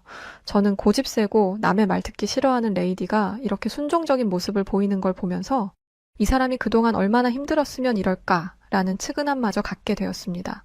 그리고 그동안 짜증을 심하게 내고 예민하게 굴었던 이유가 건강 때문이라는 걸 알게 되자 그간의 행동이 이해되면서 이런 생각을 하게 되었어요. 이 사람의 건강이 좋아지면 나도 좀 쉽게 일하겠구나. 아픈 사람을 두고 할 생각은 아니긴 한데 하루하루 때려치우고 싶은 생각만 했던 제게도 희망이 보였기에 레이디의 쾌유를 저마저도 바라게 되었습니다. 한국의 의사들이 처방해준 약을 먹자마자 레이디의 건강 상태는 금방 호전되었어요. 복통으로 인해 진통제를 찾는 일도 없어졌고 피로감이 사라지니 평소와 같은 일정을 소화했음에도 불구하고 짜증을 내지 않더라고요. 전혀 기대하지 않았던 한국이 이 정도의 의료기술을 가지고 있는 나라였다니 저는 이제야 병원에 있는 수많은 외국인 환자들을 보게 되었습니다. 알고 보니 요즘 한국으로 오는 의료 관광이 대세더라고요. 금액도 다른 나라보다 저렴한데 실력은 10배, 아니 100배 이상일 정도이니 한국에 오지 않을 이유가 없는 거죠. 게다가 의사의 실력도 뛰어난데 한국의 병원에서는 온갖 첨단 장비를 사용하고 있었습니다. 어느 정도였냐면 다리를 살짝 삐끗해서 간 정형외과에서 무려 엑스레이를 찍었어요. 엑스레이요. 그것도 특별한 예약 없이 병원에 간 그날에 접수를 한 지 10분도 되지 않아서 엑스레이를 찍었습니다. 한국 분들은 그게 뭐 대단한 일이냐 하시겠지만 저는 이걸 아무렇지 않아 하는 것조차도 놀랍습니다. 영국에서 이런 검사를 하려면 최소 한 달 이상은 기다려야 해요. 다리가 부러진 것 같아도 쉽지 않죠. 만약 다리가 부러진 것 같다면 부목을 대주고 검사 일정을 잡아주는 곳이 영국입니다. 다리를 다친 뒤 바로 엑스레이를 찍는 경우는 다리뼈가 부러져서 뼈가 어긋난 게 한눈에 보이거나 과장 조금 섞어서 큰 교통사고를 당한 정도일 거예요. 그런데 검사를 하기 위해 오래 기다려야 한다는 것과 검사 과정이 복잡하다는 것보다 더 큰 문제는 비용이었어요. 물론 공공의료로 이 서비스를 제공하고 있습니다. 이 서비스를 이용하면 금액을 지불하지 않아도 되죠. 하지만 급한 상황이라면 어느 정도 기다려야 해요. 그래서 많은 사람들이 민간 의료 서비스에 의존을 하는 상황입니다. 그런데 보험이 없는 사람이라면 민간 의료 서비스 비용이 아주 많이 부담되는 게 사실이에요. 한국 돈으로 무려 44만 원이나 되는 금액을 지불해야 하거든요. 영국의 경우 이 정도는 참을 수 있어 라는 마인드가 깔려 있기 때문에 어느 정도 참을 만한 상황이라면 그냥 버티는 게 일반적입니다. 그런데 한국에서는 비보험으로 검사를 해도 8만 원 밖에 안 하더라고요. 영국 경제가 매우 안 좋아지면서 보험이 없는 사람들이 더더욱 늘어난 상황에 의료비를 감당하지 못해 힘들어하는 사람이 많습니다. 그렇다 보니 한국에 있는 사람들이 너무 부러워졌어요. 이것 때문 에라도 한국에서 살고 싶더라고요. 그래도 우린 미국보다는 훨씬 나으니까 라고 생각하며 영국의 의료 시스템에 만족하고 있던 제가 부끄러워질 정도였습니다. 정형외과에 간 그날부터 호전됐어요. 5일도 안 돼서 쌩쌩해졌죠. 하지만 레이디의 관절통은 해결되지 않았습니다. 크론병의 장외 증상으로는 관절통이 있는데 이것도 크론병의 증상이라고 생각했기에 이 관절통도 당연히 좋아질 거라고 생각했어요. 하지만 이건 개선되지 않았죠. 한국인 의사에게 물어보니 이건 크론병이 아니라 50대 후반으로 넘어가며 생긴 노화로 인한 관절염이라고 말했습니다. 레이디의 병명을 척척 알아내고 병을 고쳐주었던 의사가 이렇게 이야기를 하니 정말 방법이 없겠더라고요. 진통제를 처방해드리기는 할 텐데 혹시 한의학에 대해 들어보셨나요? 의학이면 의학이지 한의학이라니. 한국의 전통의학이라는 이야기를 들었음에도 불구하고 의심이 생겼습니다. 물론 마음 한쪽에서는 이렇게 훌륭한 의사들이 추천하는 데잖아. 당연히 도움이 되겠지. 뭘 고민해? 라는 생각이 피어올랐지만 침술과 뜸이라는 것을 찾아보니 도저히 갈 엄두가 안 나더라고요. 난생 처음 그런 모습을 봤던 영국인의 입장에서 뾰족한 침들을 몸에 넣는다고 병이 나아질 수 있다는 것 자체가 제가 가지고 있던 통념상 이해되지 않는 부분이라서 더욱 그랬죠. 아니, 생각을 한번 해보세요. 사람 몸에 수십 개의 바늘을 꽂아 넣는다는 건데 심지어 그것도 마취도 안 한 상태에서 말이죠. 게다가 일반적으로 사용하는 검사 기계들은 누가 봐도 안심이 될 것 같은 느낌을 받게 하잖아요. 그런데 한의학은 사람 손목에 손을 얹고 몸 상태를 확인한다고 하더라고요. 이게 무슨 의학이죠? 이거야말로 절대적 신앙과 관련된 미신이라고 생각했습니다. 그런데 레이디는 저와 생각이 달랐어요. 이 고통에서 벗어날 수만 있다면 뭐라도 하겠다고 하더라고요. 제가 어떻게 레이디를 이길 수 있겠어요. 저는 의사가 추천해준 대로 한의원에 찾아갔습니다. 한의원에 발을 들이자마자 코를 찌르는 이상한 냄새가 났어요. 저는 그 순간 잘못 왔다 싶었죠. 그런데 한의원에서 진료와 치료를 마치고 난 뒤에는 이상하던 그 냄새가 향긋하게 느껴지기까지 했습니다. 왜냐면 바로 레이디의 관절통이 호전되었거든요. 저는 레이디의 검사를 옆에서 지켜봤는데요. 제가 찾아본 것과 달리 한의사는 초음파를 사용했습니다. 알고 보니 한의학과 양학을 접합하는 연구가 한국에서 이루어지고 있더라고요. 의사는 레이디가 퇴행성 관절염을 앓고 있다고 진단을 했습니다. 그런데 이건 이미 알고 있는 사실이잖아요. 초음파를 사용한다는 것에 놀라긴 했지만 과연 관절염을 나아지게 할 수 있을지는 의문이었어요. 레이디가 치료실로 들어간 뒤 그 옆에서 지켜보는데 무릎에 뜸을 뜨더라고요. 뭔가를 올려놓고 불을 붙이는데 정말 경악을 금치 못했습니다. 사람 몸에 불을 붙이는 건 처음 봤거든요. 아니, 그냥 지금 한국에서 겪고 있는 모든 것들이 다 처음이었죠. 그런데 이상하게 한국 병원에서부터 그 악명 높은 레이디가 얌전했습니다. 그리고 저는 괜히 보는 것만으로도 고통스러운데 레이디는 너무나 차분하기까지 했죠. 오히려 따뜻하니 기분이 좋고 마음이 편해진다고 하더라고요. 저는 뜸을 뜰 때 나오는 무언가가 사람을 마취하는 게 아닌가 하는 의심까지 하게 됐습니다. 더 경악한 건 침이었어요. 유럽에도 침술은 있지만 가까이에서 본 건 처음입니다. 그리고 그 침술로 건강이 나아졌다는 사람은 본 적이 없기 때문에 이 침술에 신뢰가 가기보다는 고통스러운 괴롭힘 정도로만 보였어요. 그런데 레이디는 그냥 따끔한 정도이지 과장할 필요 없다며 오히려 저를 안심시켰습니다. 사실 저는 크론병 약을 먹자마자 온화해진 레이디에게 적응을 못하는 중이었어요. 솔직히 침이 주는 두려움 때문에 인자함은 뒤로 미루고 아무리 그래도 나를 이런 데에 데려오냐 할 줄 알았죠. 그런데 이런 반응이라니 레이디가 정말 한의원에서 안정감을 느끼고 있다는 게 믿어졌습니다. 침을 놓고 얼마 지나지 않아 침을 제거했는데 거기서 그치지 않고 전기 충격기 같은 것을 사용했어요. 저는 이걸 보고 또 한 번 경악했는데 레이디는 여전히 편안해 보였습니다. 모든 치료가 끝났고 레이디는 온돌에서 자다가 일어났을 때처럼 노곤노곤한 상태로 치료실에서 나왔어요. 그런데 한 발자국 걷자마자 눈을 크게 뜨더라고요. 그러더니 그 자리에서 발을 구르기도 했습니다. 레이디, 왜 그러세요? 혹시 어디가 불편한가 싶어서 물어보니 레이디는 놀란 표정을 지으며 이렇게 말했습니다. 세상에, 무릎이 아프지 않아. 심지어 무릎이 부드럽게 움직이는 느낌이야. 이런 기분은 십몇 년 만에 처음이라고. 의사는 퇴행성 관절염의 완치는 어렵다고 말했습니다. 하지만 주기적으로 치료를 받으면 악화되는 것을 막을 수 있고 진통제 없이도 일상생활이 가능하도록 통증을 완화시킬 수 있다고 했죠. 레이디는 좌절했습니다. 왜냐하면 레이디는 주기적으로 치료를 받을 수 없는 사람이잖아요. 한국인이 아니라 영국인이니까요. 그러나 열심히 수소문한 결과 해외 진출을 한 한의사들이 있다는 것을 알게 되었어요. 한국의 한의사는 레이디의 증상과 치료 경과를 자세히 적어주었고 레이디는 한시름 놓을 수 있었습니다. 레이디는 다른 여성들이 입이 닳도록 말한 K-뷰티와 드라마, 맛있는 음식 등을 경험하러 온 것이었는데 어찌 보면 그것보다 더 귀중한 것을 얻게 되었어요. 바로 건강이었죠. 건강을 회복한 레이디는 복잡했던 서울을 부지런하고 역동적인 도시라고 표현했고 차가운 빌딩 숲을 자연과 현대적 건물의 조화라고 말하기 시작했습니다. 이제야 서울 안에 있는 공원과 조경을 보기 시작한 거죠. 레이디는 어떤 모임에 가든 한국의 의료기술에 대해 입이 닳도록 소개하고 있습니다. 게다가 인자한 본래의 성격을 되찾았죠. 당연히 제 근무 환경도 180도 달라졌습니다. 이젠 레이디의 옆에 있는 게 예전처럼 힘들거나 짜증나지 않아요. 그래서 제 평생 직장이 되었어요. 한국으로의 방문은 제 인생을 변화시켰다 해도 과언이 아닙니다. 왜 유럽에 있는 많은 사람들이 그 땅덩어리도 작은 한국을 구태여 바득바득 가겠다고 난리였는지 저는 레이디와 한국을 경험하고 완벽하게 이해할 수 있었어요. 그런데 알고 보니 한국에게 좋은 경험을 하고 칭찬했던 건 레이디와 저만 그랬던 게 아니었다는 걸 한 기사를 보고 알게 되었어요. 실제로 얼마 전 해외 외신은 한국인들의 행보는 상상 초월이라며 극강의 극찬을 쏟아냈습니다. 런던 첼시 왕립병원의 한국전 참전용사를 전담하는 필립 셰년 소령은 첼시 왕립보훈병원에는 여러 전쟁과 전투에 참전한 참전용사들이 있다. 하지만 꾸준히 기회가 될 때마다 찾아와 감사를 전하는 건 한국이 유일하다라며 그 고마움을 전한 적도 있는데요. 실제 한국은 도움을 받은 여러 국가의 은혜를 갚는 나라로 익히 알려져 있으며 이런 수식어를 얻기까지는 수많은 한국인들의 노력이 있었다 전해집니다. 그리고 그중 큰 화제가 되었던 일이 있습니다. 한국인의 요청으로 16개의 병력 지원 참전국 언론사에 보도된 기사 내용이 너무도 파격적이란 반응이었는데요. 지금의 발전된 한국이 있기까지 여러분들의 헌신이 있었습니다. 발전된 한국의 의료기술로 도움을 드리고 싶으며 한국으로 모셔오기 위한 숙박, 항공 등 모든 걸 지원해드리겠습니다. 부디 연락 부탁드립니다.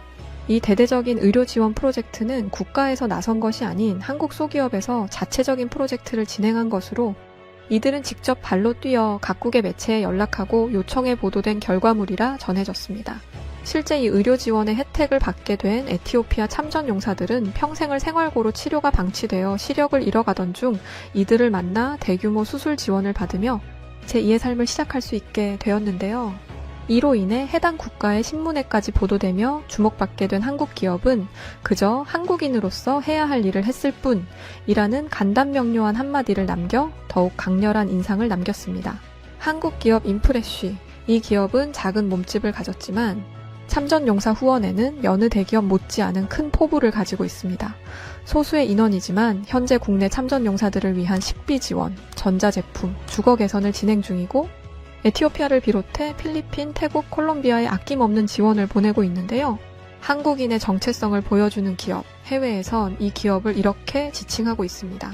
실제 인프레쉬는 모든 후원을 기업명이 아닌 한국인들의 이름으로 진행하고 있어 놀라움을 주고 있습니다.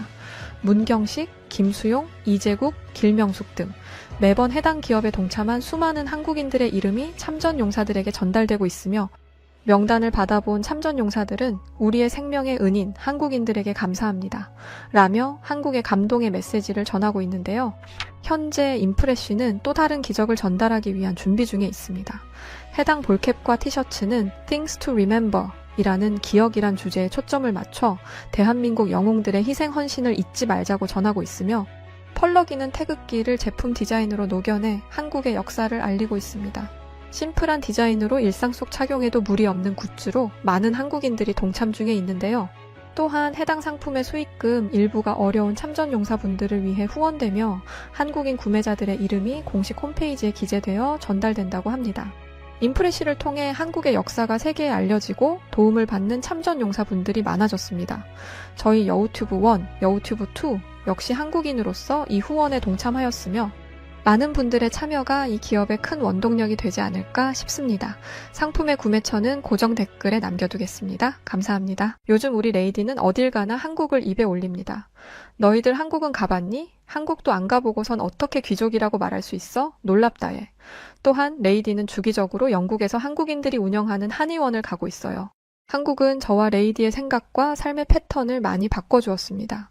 좋은 경험을 할 수 있도록 해준 한국과 한국인 분들에게 진심으로 고맙다는 말을 전하고 싶습니다. 감사합니다. 네, 오늘 사연 여기까지입니다. 아마 한국을 처음 방문했던 외국인들이라면 지금의 사연과 비슷한 경험들을 많이들 할 거라고 생각해요. 요즘 무거운 사연들만 많았는데 모처럼 가볍고 유쾌한 사연 반가웠네요. 자, 그럼 오늘 사연은 어떠셨나요? 사연이 즐거우셨다면 구독, 좋아요 부탁드리고 사연을 전해드렸던 저는 여우튜브 송은지였습니다. 더 재밌고 유쾌한 사연으로 찾아뵙겠습니다. 영상 끝까지 시청해주셔서 고맙습니다. 그리고 항상 감사드립니다. 구독자 여러분들 사랑합니다. 당신만의 여